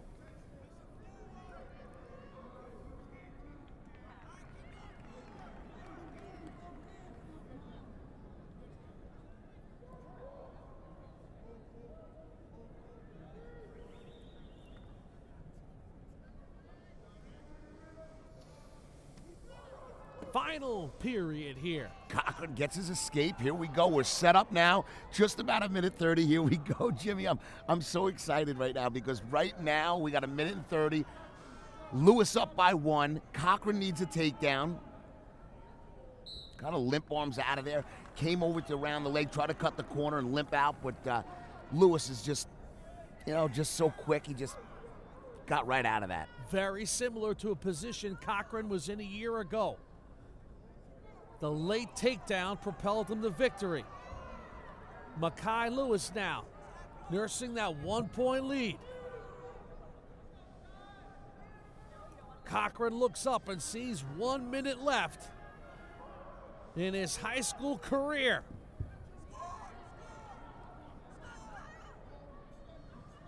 Oh, Lewis gets that ankle. Lewis is unbelievable. Looked like Cochran came in there, got a nice shot, and just at the end as he came up Cochran, Lewis catches that and hits him with an ankle pick and blows right through him and gets another takedown. He may have iced it up with 41 seconds left. Makai Lewis, the smallest of leads a moment ago, sensing he needed something more. He knows Cochran's history late in these matches and picks up a huge pair of points there. He'll let him go for 1, so now it's back to a 2-point lead. The takedown ties it up. Cochran looking for that takedown.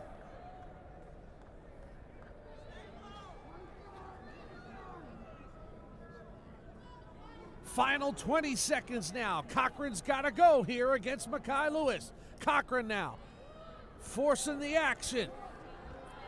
Makai Lewis. Final 10 seconds now. Lewis grabs on. Makai Lewis. We'll see the clock. Strike 0. Makai Lewis is a state champion again. Back to back for Lewis. And Makai Lewis will arrive at Virginia Tech as a 2-time New Jersey state champion.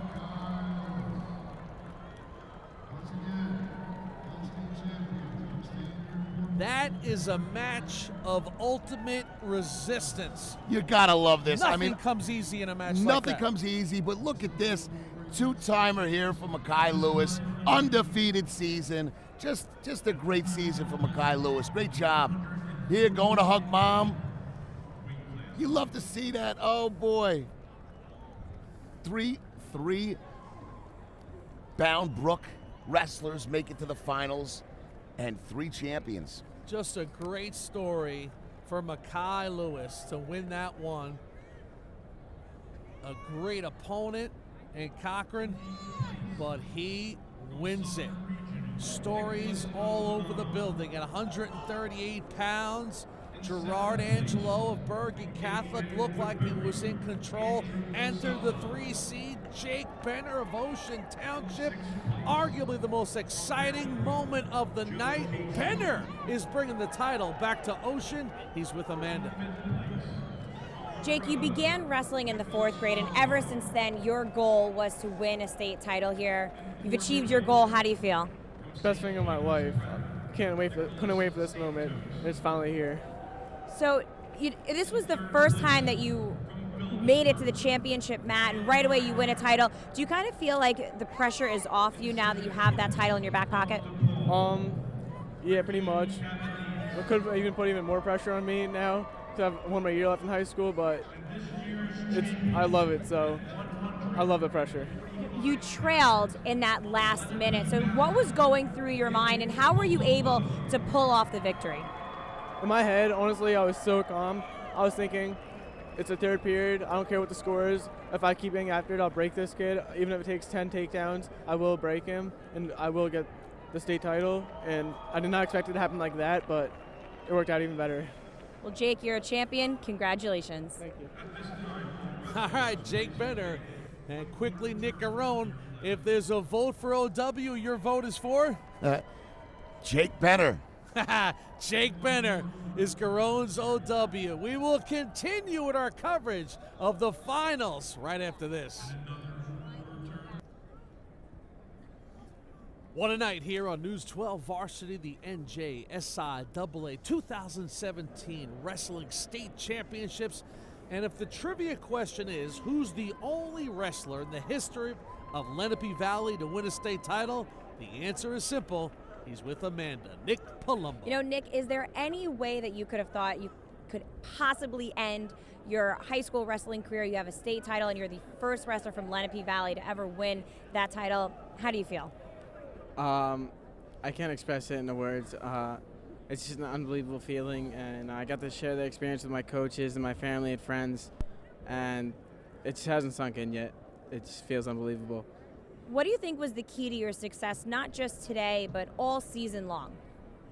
The hard work I put in over the years, my work ethic. I don't know. What was that moment like for you when you got to share your championship? You ran into your coach's arms. What was that moment like for you? Sentimental. He's been with me my 4 years, and it means a lot to share the experience with him. He was a state finalist. He didn't win it, but I'm happy I get the job done for him. Well, Nick, congratulations. You are forever in the Lenape Valley Wrestling book, the history book. Congratulations. Thank you. That's a great smile on the face of Nick Palumbo, and it should be, because he now finishes this season undefeated. An amazing run for Palumbo ends here at Boardwalk Hall. And it's just another one of the many storylines as you see all the media and parents and fans' final pictures here at this legendary building. But Nick Garone, we started this night talking about what this event means in the life of a wrestler. And I said to you, it's like a badge of honor you carry with you for the rest of your life. You know, if you go to college and wrestle, it doesn't matter. If someday you become a coach, if you're running a youth program in your town, you'll always be that guy who won a state title. No doubt about it. You have that. It's history. You've done that. You've won a state title. Your whole life, even as a youth wrestler in your program, you're always thinking about winning a state championship and being in a situation where you could do that and you could win. And when it comes to fruition, it's just so special. I mean, it's an amazing thing for these kids to do, and they work very, very hard to do it, and it brought back a lot of great memories for myself.